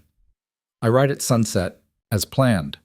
His expression shifted through fear, pride, and resignation. "Then we all ride at sunset, and finish this." As the sun began its descent toward the western hills, Eliza mounted her horse in the courtyard of Blackmore Hall. She was dressed in the same riding habit she'd worn that morning, looking for all the world like a lady out for an evening ride. But beneath her skirt was a knife Marcus had insisted she carry. And in the woods around the eastern path, 12 armed men waited in hiding. Rowan approached, his hand reaching up to her stirrup. "Last chance," he said quietly. "You can still back out. No one would blame you." "I would blame me." She covered his hand with hers. "I'm ready. I'll be watching. Every second. If anything goes wrong, it won't." "Eliza." His voice was rough. "If this is goodbye, it's not. We're going to win this, together." She nudged her horse forward before she could lose her nerve, riding toward the eastern path as the sun painted the sky in shades of blood and gold. Behind her, Rowan mounted his own horse, his men falling in around him like silent shadows. The trap was set. Now they just had to survive it. The eastern path cut through ancient forest like a knife wound, narrow and shadowed even in the fading daylight. Eliza kept her horse at an easy walk, fighting every instinct that screamed at her to turn back, to gallop to safety, to be anywhere but here with the sun dying and enemies watching from the darkness between the trees. Her hands ached where the burns pulled against the bandages Sarah had carefully wrapped that morning. Her heart hammered so hard she was certain anyone nearby could hear it. But she kept her spine straight, her expression serene, playing the part of a lady who had no idea danger lurked in every shadow. Somewhere behind her, Rowan was following. She couldn't see him, couldn't hear him, but she felt his presence like a physical thing. Watching. Waiting. Ready to destroy anyone who tried to harm her. The thought should have been comforting. Instead, it terrified her. Because if things went wrong, if the men hidden in the forest failed to act quickly enough, Rowan would throw himself between her and danger without hesitation, and she couldn't bear the thought of him being hurt because of her recklessness. "Too late for second thoughts now," she told herself firmly. "You made your choice. See it through." The path curved ahead, disappearing into a section where the trees grew so thick the canopy blocked out the sky. This was it. The place Marcus had marked on the map as the most likely ambush point. Isolated, perfect for violence. Eliza's horse sensed her tension and tossed its head nervously. She reached down to pat its neck with shaking hands. "Easy," she whispered. "Almost through." The attack came with brutal suddenness. A rope stretched across the path at chest height, appearing from nowhere. Eliza saw it a heartbeat too late, tried to duck, but the impact hit her square in the chest and knocked her backward off her horse. She hit the ground hard, the breath driven from her lungs. Stars exploded across her vision. Through the ringing in her ears, she heard shouts, the thunder of horses, men emerging from the forest. "Get her quickly now!"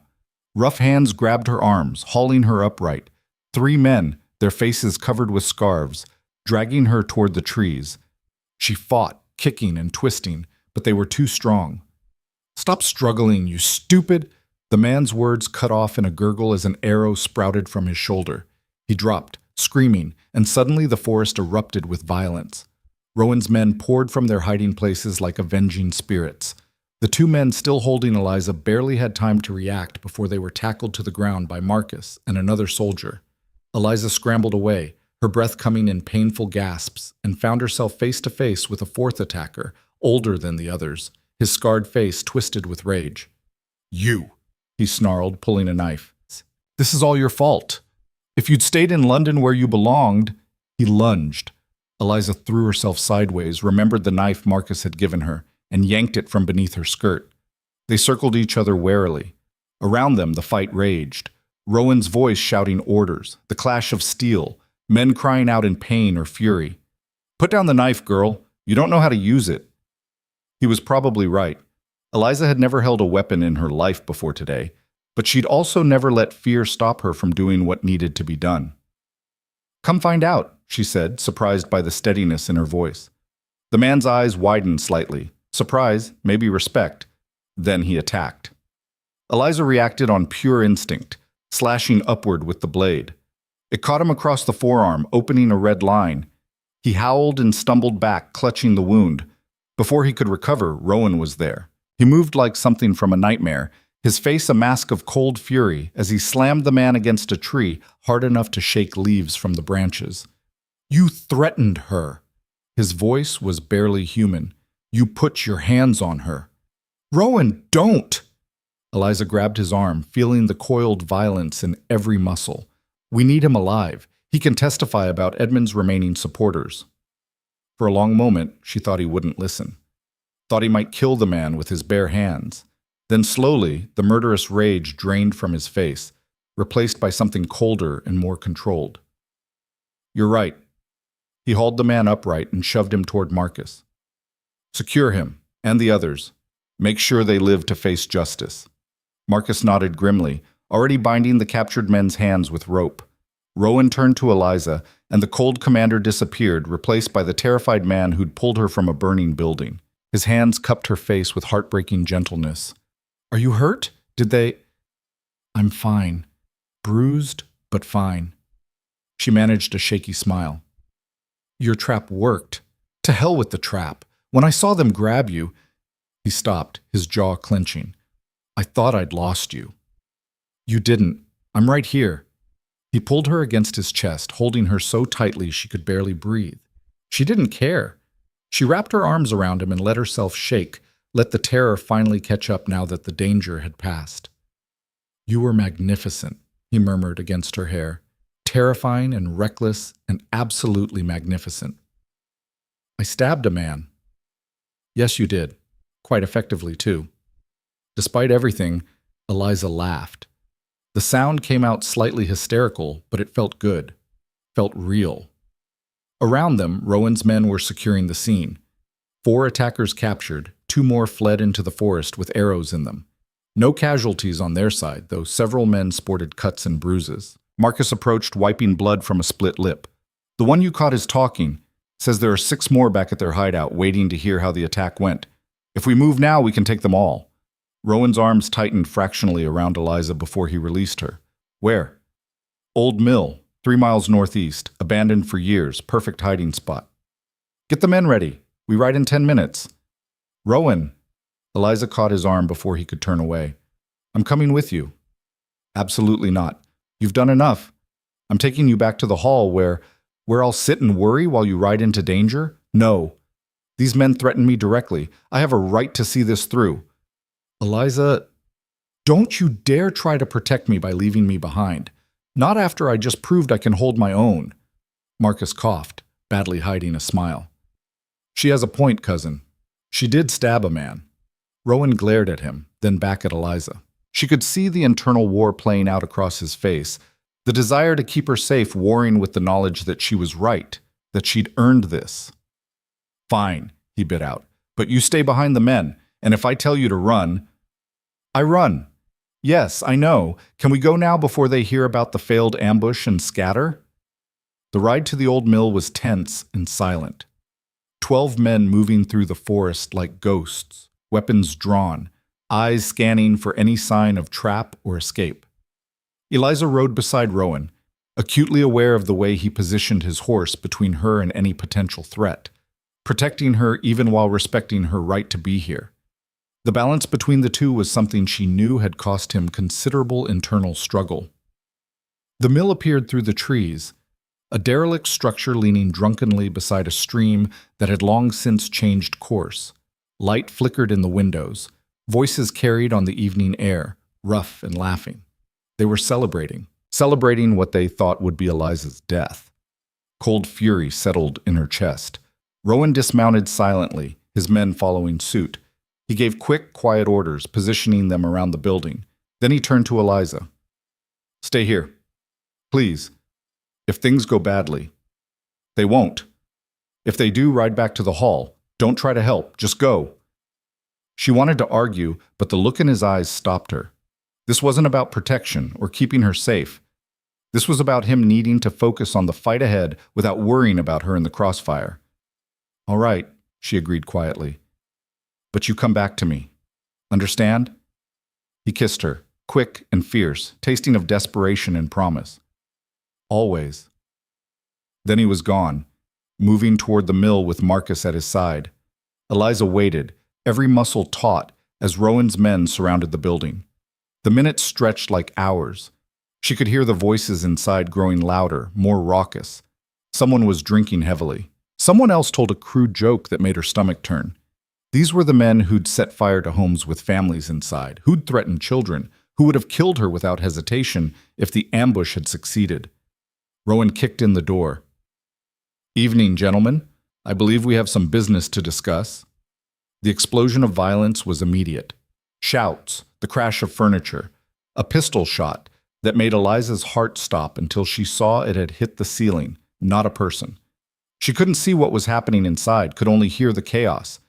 Every fiber of her being wanted to run to the door, to see if Rowan was safe, to help somehow. But she'd promised. And unlike Rowan a year ago, she would keep her promises. The fight seemed to last forever, but probably took less than 5 minutes. When silence finally fell, heavy and absolute, Eliza counted to 10 before she couldn't stand it anymore. She dismounted and crept toward the mill door. Inside was chaos. Broken furniture, overturned tables, men on the ground either unconscious or groaning. Rowan's men stood over them, weapons drawn.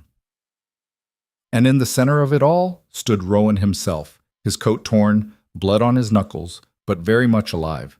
His eyes found hers immediately. "I told you to stay outside. You took too long. I got worried." Despite the tension, despite the violence, several of Rowan's men laughed.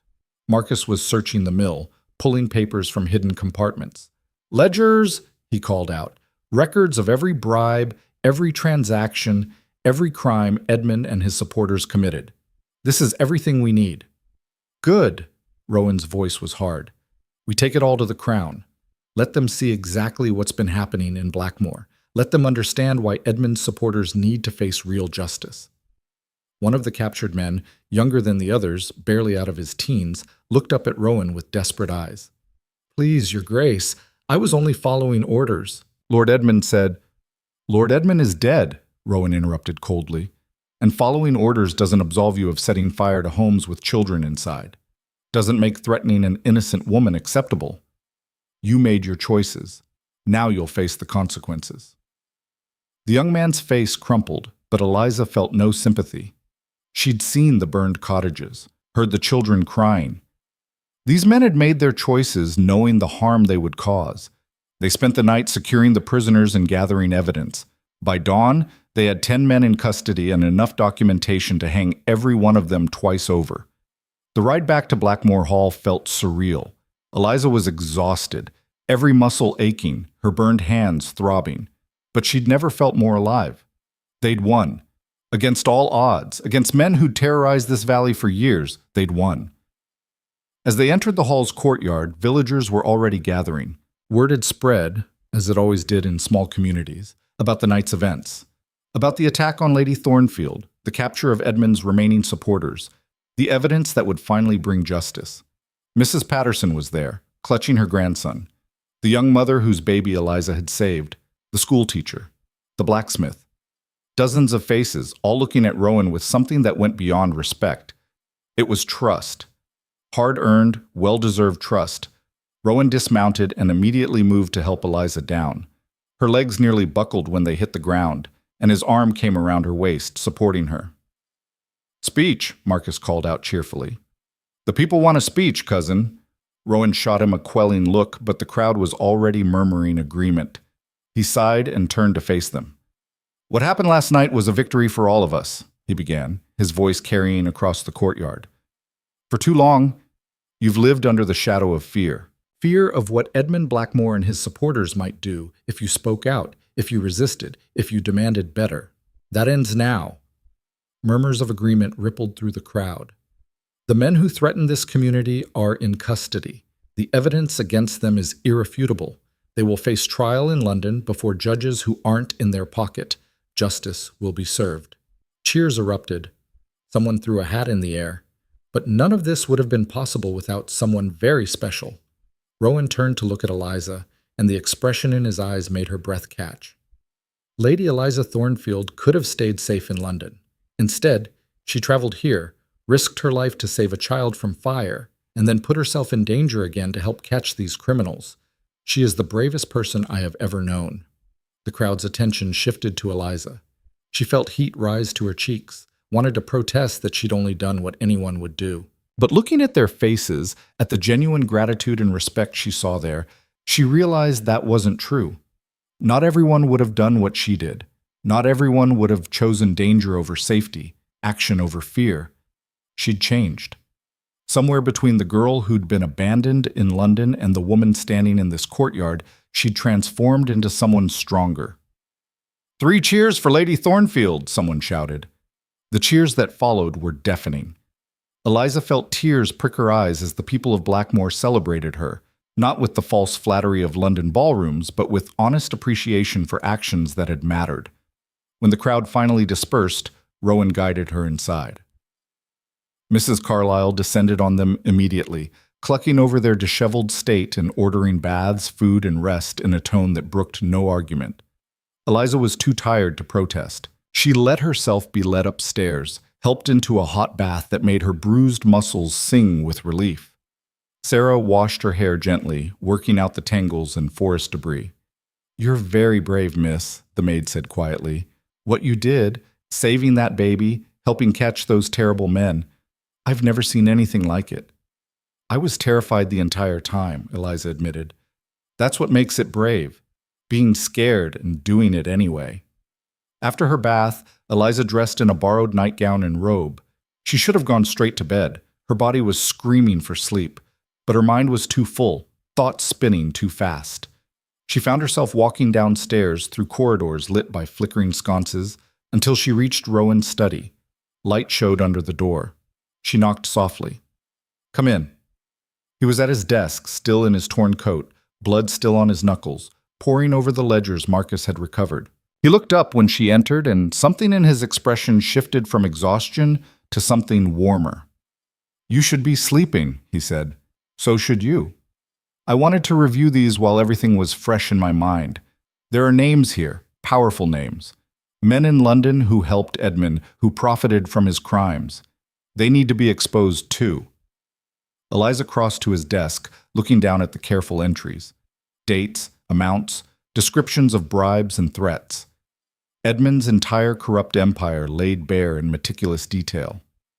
"This will destroy them," she observed. "Good. They deserve to be destroyed." He set down his pen and rubbed his eyes. "I spent a year trying to dismantle Edmund's operation quietly, thinking I could handle it without causing a scandal. But that was a mistake. The only way to truly root out corruption is to drag it into the light, no matter how ugly it looks. Is that what you plan to do? Take all of this to the Crown publicly?" "Yes. Tomorrow, I'll send everything to London by armed courier. Let Parliament and the courts deal with it. Let every person Edmund corrupted face the consequences of their choices." The fierce determination in his voice made something in Eliza's chest tighten. This was the man she'd fallen in love with, not the polished duke playing society games, but the fighter who refused to back down from doing what was right, no matter the personal cost. "What will happen to you, she asked quietly. "When all this becomes public, when Edmund's crimes are exposed, it will reflect on your family name too." "Probably. The Blackmore reputation will take a hit. Some doors in London will close, but I don't care." He stood, moving around the desk to stand in front of her. "I spent too long caring about appearances, about what society thought. It's what made me leave you a year ago. Fear that being honest about my family's problems would damage both our reputations. I was wrong. I should have trusted you with the truth and let you decide what price you were willing to pay. I would have paid any price, Eliza said, to stand beside you, to face it together. I know that now, and I will spend the rest of my life making up for not knowing it then. They stood close in the candlelight, and Eliza could see every detail of his face, the exhaustion, the determination, the love he no longer tried to hide. What happens next? She asked. After you send the evidence to London, after the trials, what happens to us? Rowan reached into his pocket and pulled out the velvet box she'd seen in her father's garden. He opened it, revealing a ring, simple gold set with an emerald that matched her eyes. I bought this before everything fell apart. Had the emerald specially cut, the gold worked by the best jeweler in London. I was going to ask you to marry me at the midsummer ball. Eliza's breath caught. Rowan, I'm not asking now, he said quickly. I know I haven't earned that right back yet, but I want you to know it's here, waiting, for when, if you decide you can trust me again, that you want to build a life with me despite everything I've done. She looked at the ring gleaming in the candlelight. A promise made a year ago, a promise that had survived betrayal and pain and fear. I need time, she said finally. Not because I don't care about you. I do, more than I should after everything, but because I need to be sure. Sure that you won't try to protect me by pushing me away again. Sure that you'll treat me as a partner, not someone to be sheltered. I understand. He closed the box gently. Take all the time you need. I'll be here when you're ready. And if you're never ready, I'll understand that too. Rowan. She reached up, touching his bruised face gently. Ask me again.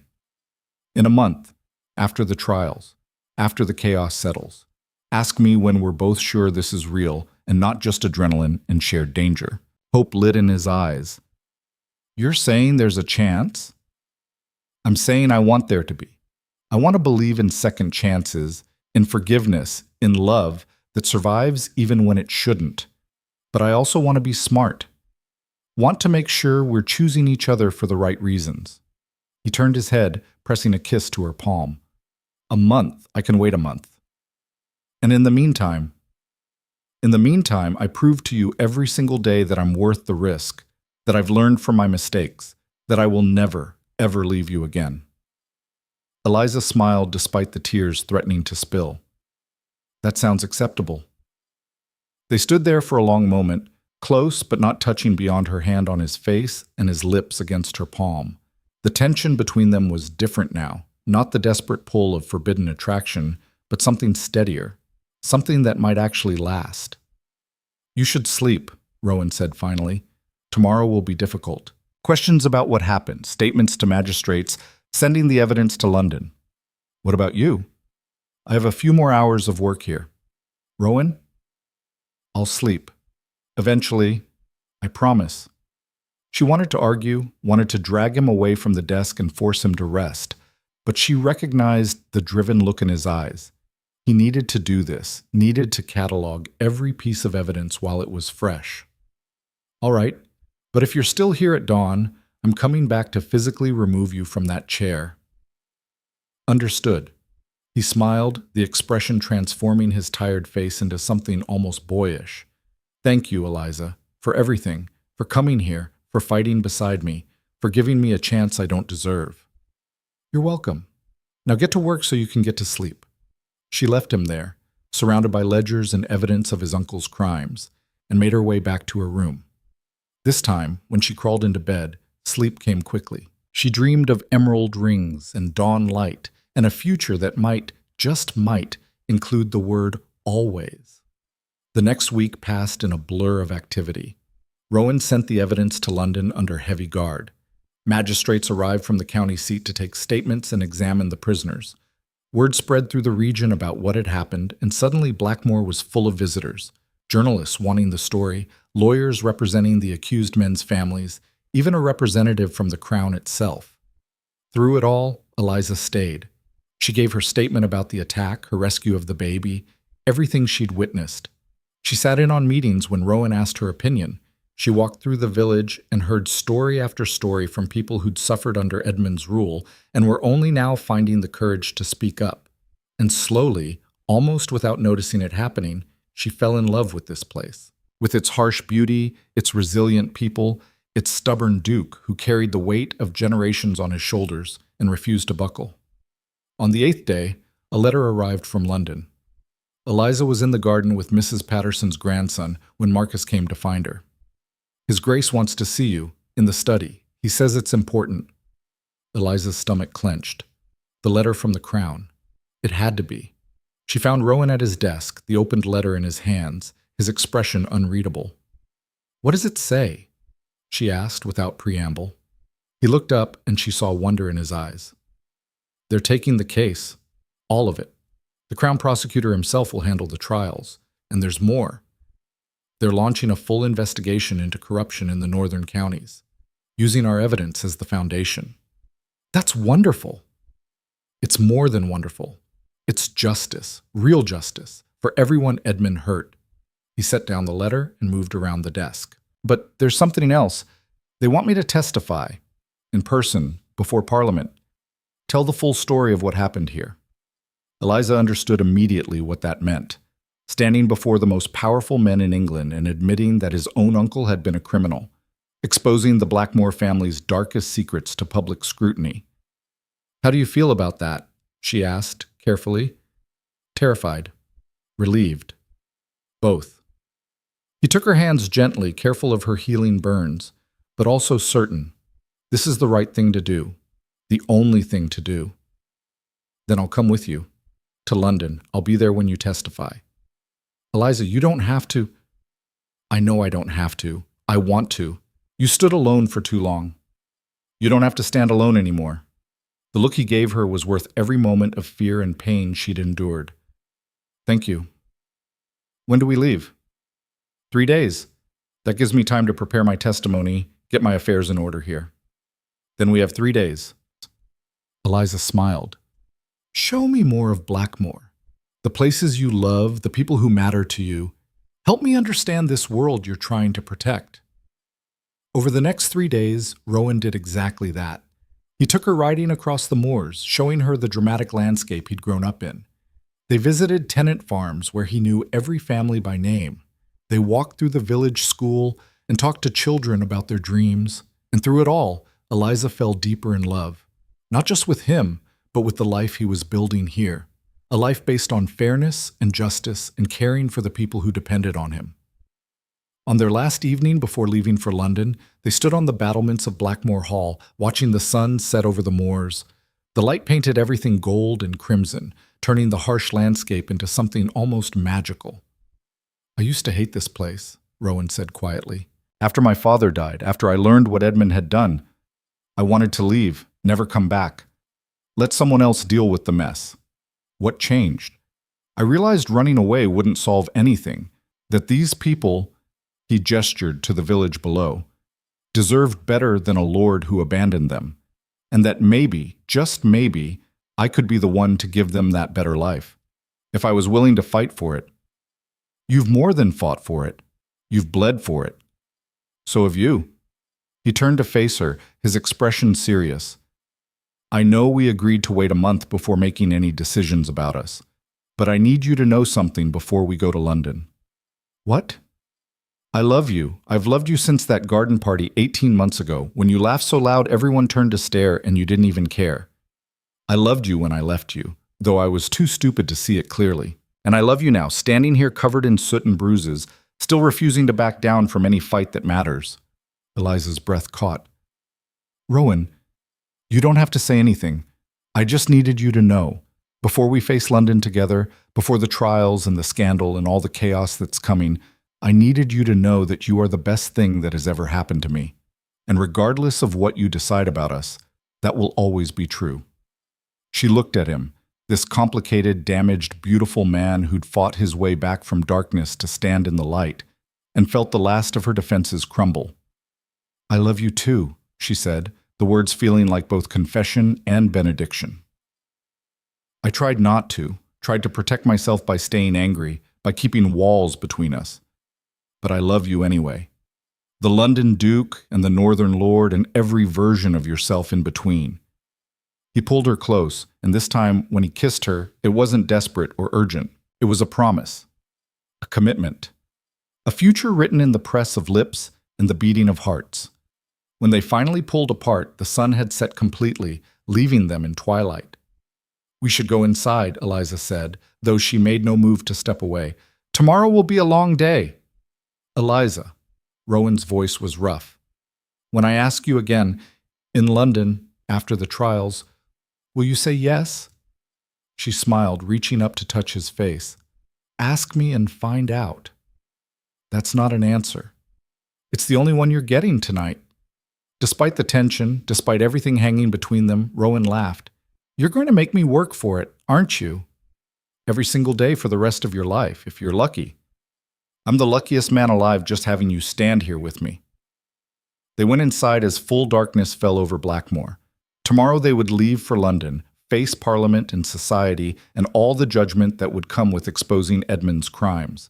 But tonight, they stood together on the battlements and watched stars emerge one by one over the wild northern landscape. And for the first time in a year, both of them felt something that had been missing for far too long. Hope. The journey back to London took 4 days, and every mile brought them closer to a reckoning Eliza knew would change everything. She sat across from Rowan in the carriage, watching the northern wilderness gradually give way to cultivated farmland, then villages, then the sprawling chaos of the capital itself. They'd said little during the journey. There was too much at stake, too much weight pressing down on both of them. Rowan spent hours reviewing his testimony, making notes in the margins, his face growing more drawn with each passing day. Eliza watched him work himself into exhaustion and wished she could take some of that burden from his shoulders. But this was his fight to finish. All she could do was stand beside him when the moment came. London greeted them with its usual indifference, crowded streets, coal smoke, the constant rumble of carriages and voices. So different from Blackmore's wild beauty that Eliza felt a physical ache for the moors and forests they'd left behind. "We'll stay at my townhouse," Rowan said as their carriage navigated the traffic. "It's been closed up since I left for the north, but I sent word ahead to have it prepared." "When is your testimony scheduled?"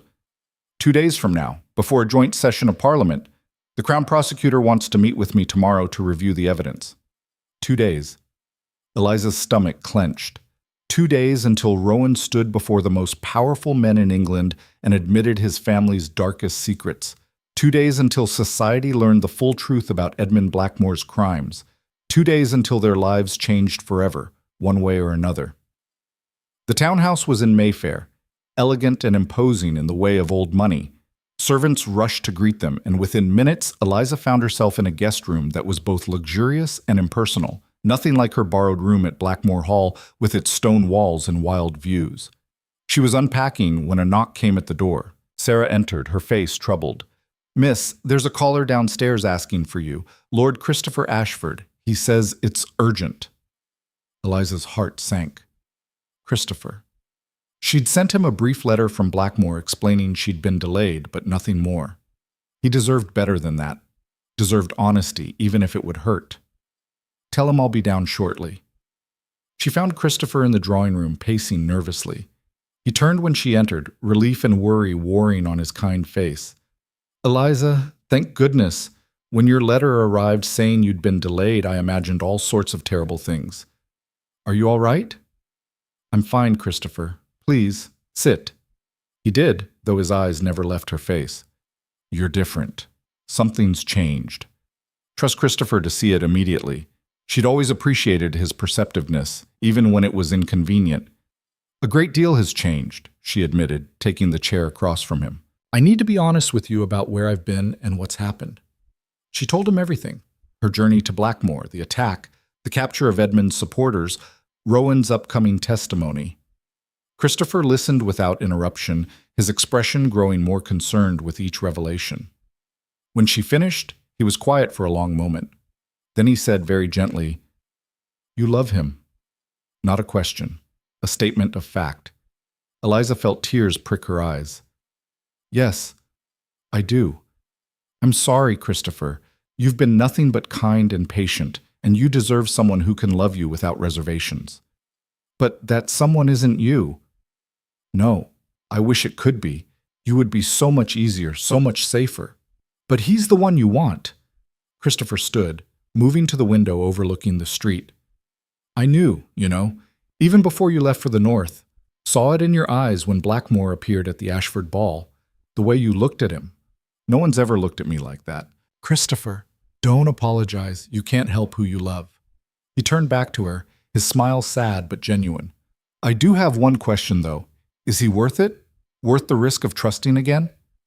Eliza thought about Rowan's face when he'd pulled her from the burning building, his determination to bring justice to Blackmore's people, the way he'd let her fight beside him instead of trying to protect her by pushing her away. Yes, she said firmly.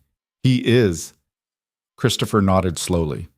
Then I wish you every happiness. Truly. You deserve it, Eliza. After everything you've been through, you deserve someone who will fight for you the way you fight for others. He left shortly after, and Eliza watched his carriage pull away with a mixture of relief and regret. Christopher was a good man. He would find someone who could love him the way he deserved, but that someone wasn't her.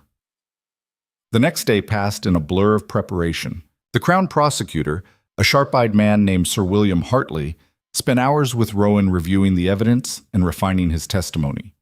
Eliza sat in on the meetings at Rowan's request, watching him methodically build the case against Edmund's remaining supporters. The key is to make them understand the scope of it, Sir William said, tapping one of Edmund's ledgers.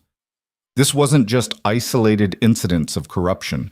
It was systematic exploitation of an entire region, hundreds of families impoverished, lives destroyed. Also, Edmund and his associates could line their pockets.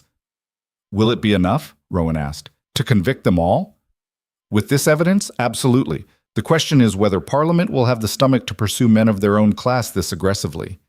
They'll pursue them, Rowan said flatly. Or I'll make sure every newspaper in London knows exactly who protected these criminals. Sir William smiled grimly. I think we'll get along just fine, Your Grace. That evening, as Rowan continued preparing in his study, Eliza found herself restless. She needed air, space to think. She slipped out of the townhouse and walked to the small park at the end of the street. It was the same park where she'd walked with Rowan 18 months ago, before everything had fallen apart. The same benches, the same paths, the same trees, just beginning to show spring growth. But she was not the same woman who'd walked here believing in fairy tales and happy endings. She was stronger now. Harder in some ways, but also more certain of who she was and what she wanted. I thought I might find you here. Eliza turned to find her sister Margaret hurrying down the path, bonnet askew, slightly out of breath. Maggie, what are you doing here? I heard you were back in London. Mama wanted to come too, but I convinced her to let me scout ahead first. Margaret hugged her tightly. You've been gone almost a month with barely any letters. Do you have any idea how worried we've been? I'm sorry, things were complicated. Complicated like I helped capture criminals complicated? Because that's the rumor spreading through London right now. Margaret pulled back, studying her face. You look different, older somehow. I feel older. A lot has happened. They sat on a bench, and Eliza told her sister everything. Margaret listened with wide eyes, occasionally gasping or clutching Eliza's arm. You ran into a burning building, she breathed when Eliza finished. You stabbed someone. You helped set a trap for criminals. Eliza, who are you and what have you done with my proper older sister? Despite everything, Eliza laughed. She's gone. I think she burned up in that cottage and someone else came out. Someone braver. Someone who stopped letting fear make her decisions. Margaret squeezed her hand. And the Duke? Where do you stand with him? I don't know yet. I love him. I know that much. But whether I can trust him not to make the same mistakes again, that's the question I'm still trying to answer. Do you want my advice? Always. Look at his actions, not his words. Anyone can say they've changed, but his actions this past year, fighting his uncle, protecting those people, bringing you into the fight instead of pushing you away, that shows you who he really is. Eliza thought about that as they walked back to her parents' house. Margaret was right. Words were easy. Actions required courage, commitment, sacrifice. And Rowan's actions spoke of a man who'd learned from his mistakes. The question was whether she was brave enough to believe in second chances. The day of Rowan's testimony dawned cold and bright. Eliza dressed carefully in a deep blue gown, armor against whatever was coming. She met Rowan in the entrance hall of his townhouse, and the look he gave her made her breath catch. "You look beautiful," he said quietly, "and terrifying, like a warrior queen." "Good, that's exactly what I was going for." They rode to Parliament together, Marcus accompanying them along with Sir William. The building loomed ahead, all stone and history and power concentrated in one imposing structure. "Are you ready?" Eliza asked as their carriage stopped. Rowan took her hand, squeezing gently. "No, but I'm doing it anyway." The gallery was packed when they entered. Eliza took her seat in the visitors section, acutely aware of the eyes on her. The whispers had already started. "There's Lady Thornfield, the one who helped capture the criminals, the one the Duke abandoned last year. What's she doing here with him now? Let them whisper." She'd stopped caring about gossip months ago. Parliament was called to order. The room fell silent as Rowan was called to testify. He stood before the assembled lords and MPs with his shoulders straight and his voice steady and began to tell the truth. "My uncle, Lord Edmund Blackmore, was a criminal. For over a decade, he used the family name and resources to build an empire based on theft, extortion, and violence. He murdered my father to protect his secrets. He terrorized the people of Blackmore, bleeding them dry while enriching himself and his associates." The room erupted in shocked murmurs. Several men tried to interrupt, to object, but the speaker called for order. Rowan continued, his voice growing stronger. "I have brought evidence, ledgers, correspondence, sworn statements from victims and witnesses, everything you need to understand the scope of what was done and who was complicit." For the next 2 hours, he methodically presented the case. Read entries from Edmund's ledgers, shared letters between Edmund and his associates, including 3 sitting members of Parliament, described the suffering of families who'd lost everything to Edmund's greed. Eliza watched men in the gallery grow pale as their names were mentioned, watched others lean forward, clearly outraged by what they were hearing. The tide of opinion was shifting. She could feel it. When Rowan finally finished, the chamber was silent. Then one of the older lords, a man with a reputation for uncompromising integrity, stood. "Your Grace, you understand that by bringing this evidence forward, you are implicating members of your own family, destroying your own reputation?" "I do, my lord." "And you proceed anyway?" "I do, because the truth matters more than reputation. Justice matters more than family name. And the people of Blackmore deserve better than to have their suffering swept under a carpet of aristocratic privilege." The Lord nodded slowly. "Then I commend your courage, your Grace, and I call for an immediate vote to authorize full prosecution of everyone named in this evidence, regardless of rank or station." The vote was overwhelming. Only the 3 implicated MPs voted against it, and their objections were drowned in a sea of approval. It was done. Edmund's surviving associates would face trial. The corruption would be exposed. Justice would be served. As the session ended and people began filing out, Eliza made her way down to where Rowan stood with Sir William. He looked exhausted, drained, but also lighter somehow. Like a weight he'd been carrying for years had finally been lifted. "You did it," she said simply. "We did it. None of this would have been possible without you." Sir William cleared his throat delicately. "Your Grace, you should prepare for significant attention from the press. This will be front-page news in every paper by tomorrow. Let them write what they want. The truth is out. That's all that matters." As they left Parliament, Eliza noticed people watching them. Some with disapproval. Scandal, after all, even justified scandal, made society uncomfortable. But others with something that looked like respect. They'd won. Not just the vote, but something more important. They'd stood up to power and corruption and refused to back down. The next week was chaos. The trials began almost immediately, with Sir William prosecuting aggressively. One by one, Edmund's associates were convicted and sentenced. The newspapers ran story after story about the Blackmore scandal, dissecting every detail. Some of the coverage was cruel, attacking Rowan for betraying his class, or airing family secrets in public. But more of it was supportive, praising his courage and calling for similar investigations into other estates. Through it all, Eliza stayed by his side, attended the trials, deflected gossip at social events. made it clear through her presence that she stood with him, regardless of what society thought. Her own reputation took hits.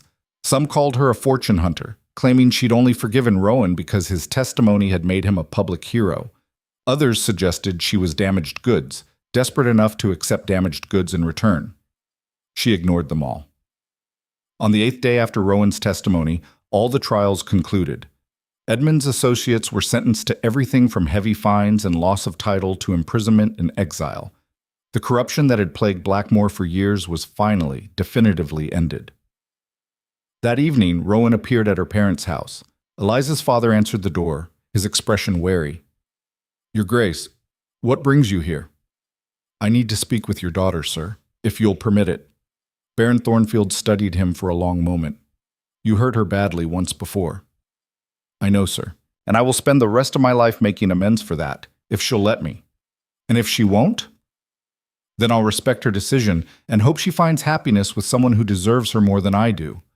Another long pause, then her father stepped aside. "She's in the garden, where this all started, I believe." Rowan found her sitting on the same bench where he'd first told her she was different. She looked up when she heard his footsteps, and the expression on her face was impossible to read. "Hello," she said quietly. "Hello." He stood before her, looking nervous in a way she'd never seen him look before.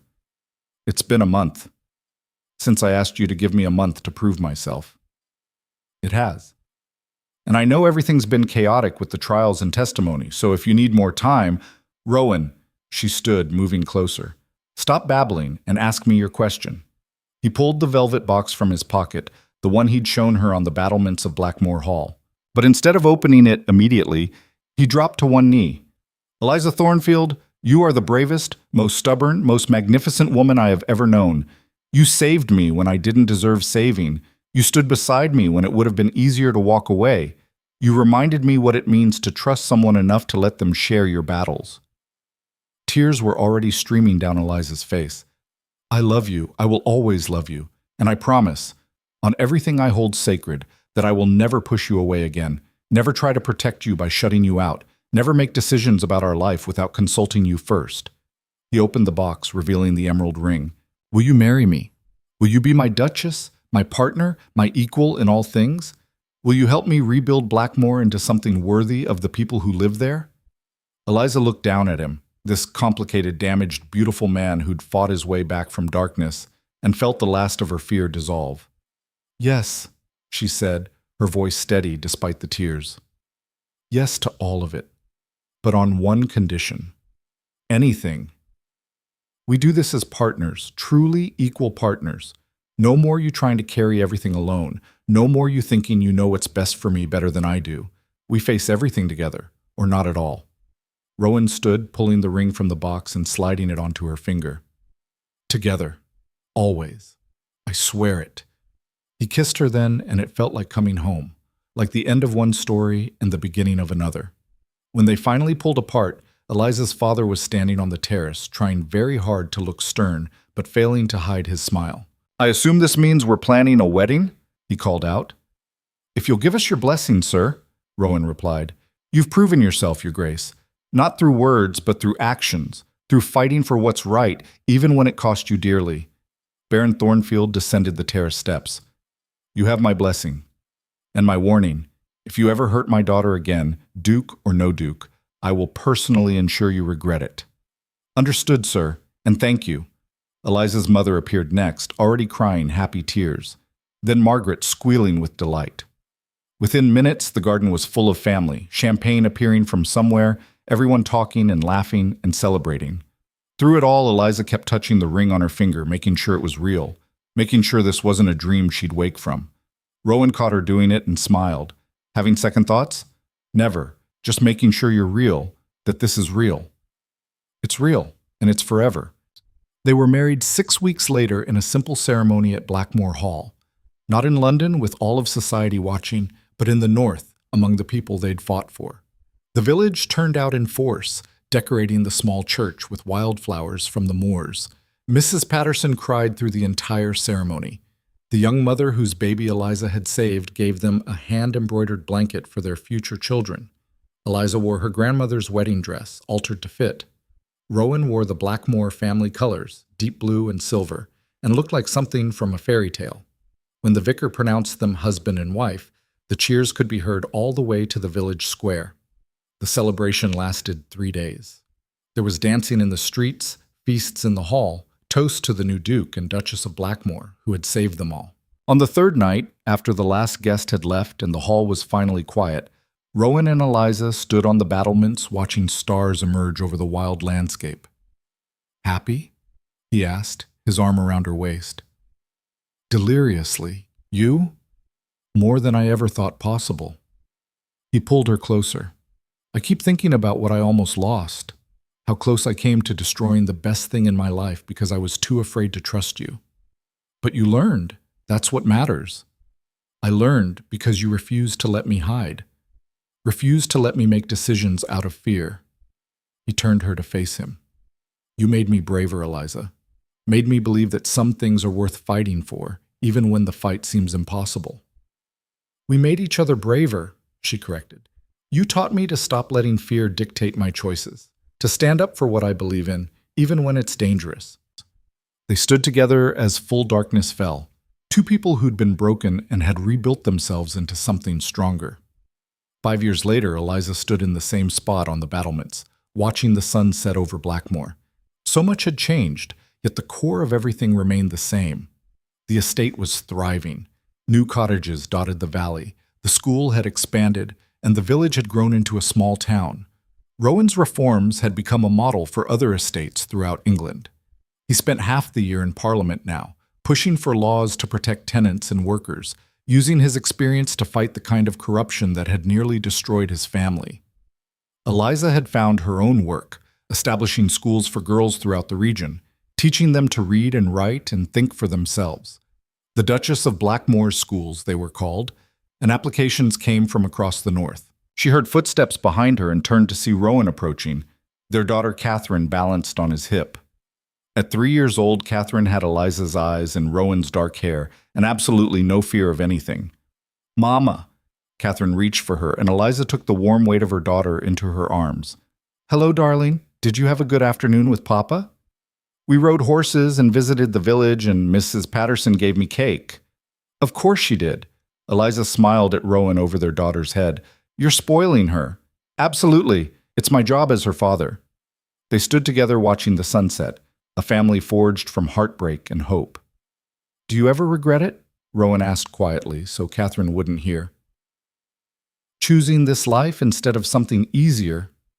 Eliza thought about Christopher, settled now with a kind wife and 2 children of his own. Thought about the London life she could have had, safe, predictable, comfortable. Then she looked at her husband, at the wild landscape they'd fought to protect, at the daughter who would grow up knowing her parents had stood for something that mattered. "Not for a single second," she said firmly. "This is exactly where I'm meant to be." Rowan pulled them both close, and they stood together as the stars began to emerge. 2 people who'd been broken and abandoned and lost. 2 people who'd found their way back to each other through courage and trust and the willingness to fight for something real. 2 people who'd proven that even the deepest wounds could become the foundation of something unbreakable. And in the village below, lights flickered to life in windows, hundreds of families living free because 2 people had refused to accept that corruption and fear had to win. The woman who rose from ruin stood on the battlements of Blackmore Hall, her family in her arms and her future bright before her, and knew without doubt that she had chosen exactly right. Love wasn't about fairy tales or perfect romance. It was about standing together through the fires that tried to burn you down. About trusting someone enough to let them see your scars. About building something strong enough to survive anything the world threw at it. They had survived. More than that, they had won. And their story, the story of the Duke who fought for justice and the lady who refused to be broken, would echo through Blackmore for generations to come. A testament to the power of second chances, hard-won trust, and love that refused to die. The sun set completely, leaving them in starlight. And in that darkness, they held each other close and faced the future together. Always.